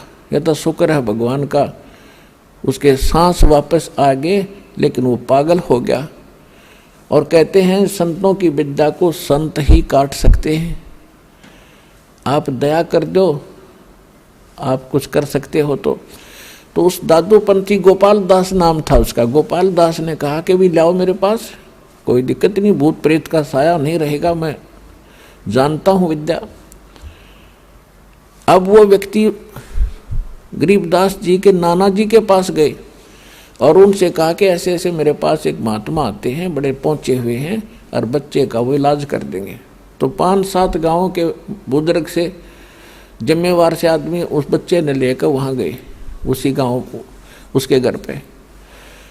तो गोपाल दास ने पूछा कि बेटा वो कौन था जिसने तुझे बर्बाद कर दिया, क्या नाम था उसका, कौन था वो, क्या किया उसने। तो गरीबदास जी ने कहा कि मुझे बर्बाद नहीं किया, मुझे आबाद कर दिया।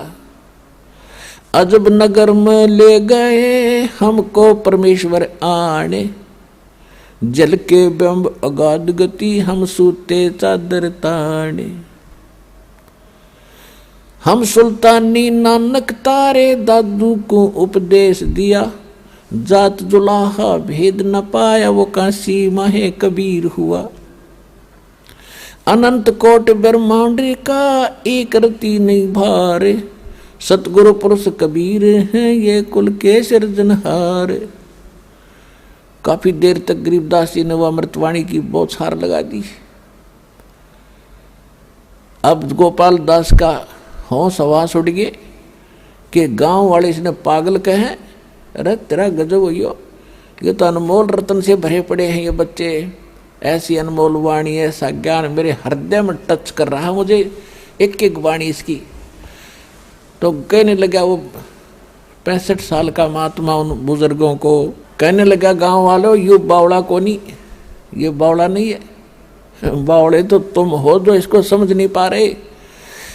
और वो 65 साल का बुजुर्ग एक 13 वर्ष के बच्चे के आगे हाथ जोड़ के खड़ा हो गया। अन्नू के महाराज जी यह वाणी लिखवा दो, यह वाणी लिखवा दो, तो अनमोल रतन है दाता, कलयुग में जीवों का उद्धार करेगी, वाणी लिखवा दो। अब गरीबदास जी चल पड़े उठ के उसको पक्का करने के लिए। गांव वालों ने सोचा बाबा जी का भी असर हो गया इसमें, तो बुरी बला है कि गरीबदास में, कई बाबा जी भी पागल हो गया, इस पे भी असर हो गया इस बच्चे वाले संकट का। वो तो संकट देखा था उन्होंने, संकट मोचन थे वह।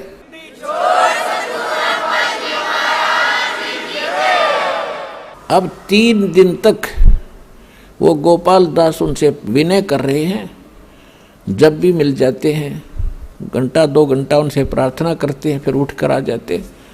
तीसरे दिन जब गोपाल दास जी ने विनय की तो गरीबदास जी ने कहा कि देख ले भाई महात्मा जी, अगर सारी लिख है ना मैं जो लिखवाऊँ टोटली तो बोलूँगा, ना मैं बोलूँगा नहीं, सारी लिख ले। क्योंकि वो लिखना जानता था, गरीबदास जी अशिक्षित थे। तो गोपाल दास लिखा करते थे, गरीबदास जी 13 वर्ष के बालक बोला करते थे। और गरीबदास जी की एक बड़बेरी का बाग था, बेरी का बाग, उसमें एक जांडी का पेड़ था, वो बहुत देर तक सुरक्षित रखा भक्तों ने, अब तो वो खत्म हो गया, उसके स्थान पर वैसे यादगार सी बना रखी। तो वहाँ बैठकर लिखा करते थे, वो बोला करते थे गरीबदास जी, गोपाल दास लिखा करते थे। तो लगभग 6 महीने में उनका लेखन कार्य पूरा हुआ। उसके बाद भी वो गोपाल दास ज़्यादातर रहने लग गया उनके साथ, और वो कहीं कोई बात होती तो फिर भी बोला करते थे, तो गोपाल दास साथ साथ लिख लिया करते थे। तो काफ़ी समय तक ये वाणियाँ लिखी गई, ऐसे लिखी गई। तो इस प्रकार देखो वेद बताते हैं कि वो परमात्मा सतलोक में रहता है, सिंहासन पर विराजमान है, नर आकार है, मनुष्य दृश्य है, और वो सशरीर है, उसका नाम कबीर है, और वहाँ से चलकर आता है, अच्छी आत्माओं को मिलता है। और जब वो परमात्मा धरातल पर शिशु रूप धारण करके आता है तो कंवारी गायों का दूध पीता है। तो ये लीलाएं की किसने? आज तक किसी भी संत महापुरुष या जिसको हम भगवान मानते थे उनकी किसी हिस्ट्री में दिखा दो जो वेदों से मिलती हुई लीलाएं की हो। तो he is God, Kabir is God.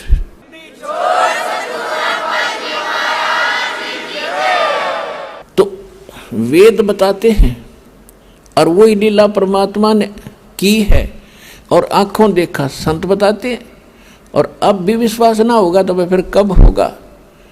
यानी विश्वास तो होगा ही होगा, लेकिन जो ना सुनते उन्हें एक बार ये कड़वा सा लग गया है, और फिर देखना कितना मीठा होगा। तो आज का जो विषय था कि परमात्मा पर विश्वास हम कैसे करें, कि वहाँ कैसा लोक है, कैसा स्थान है। तो गरीबदास जी ने कहा है, अरस कुरस पर श्वेत गुमट है, ता परमेश्वर का डेरा। श्वेत छत्र सिर मुकुट विराजै, देखत ना उस चेहरे नू। गरीबदास ये वक्त जात है, रोवोगे इस पैरे नू। कि समय जा रहा है, इस मनुष्य जीवन को प्राप्त करके यदि भक्ति सत्य नहीं की, पूर्ण संत की तलाश नहीं की, तो फिर रोया करोगे, उस समय फिर हाथ नहीं लगेगा। तो समझा है तो सर धर पाओ और बहुर नहीं रे, ऐसा था। सत साहिब।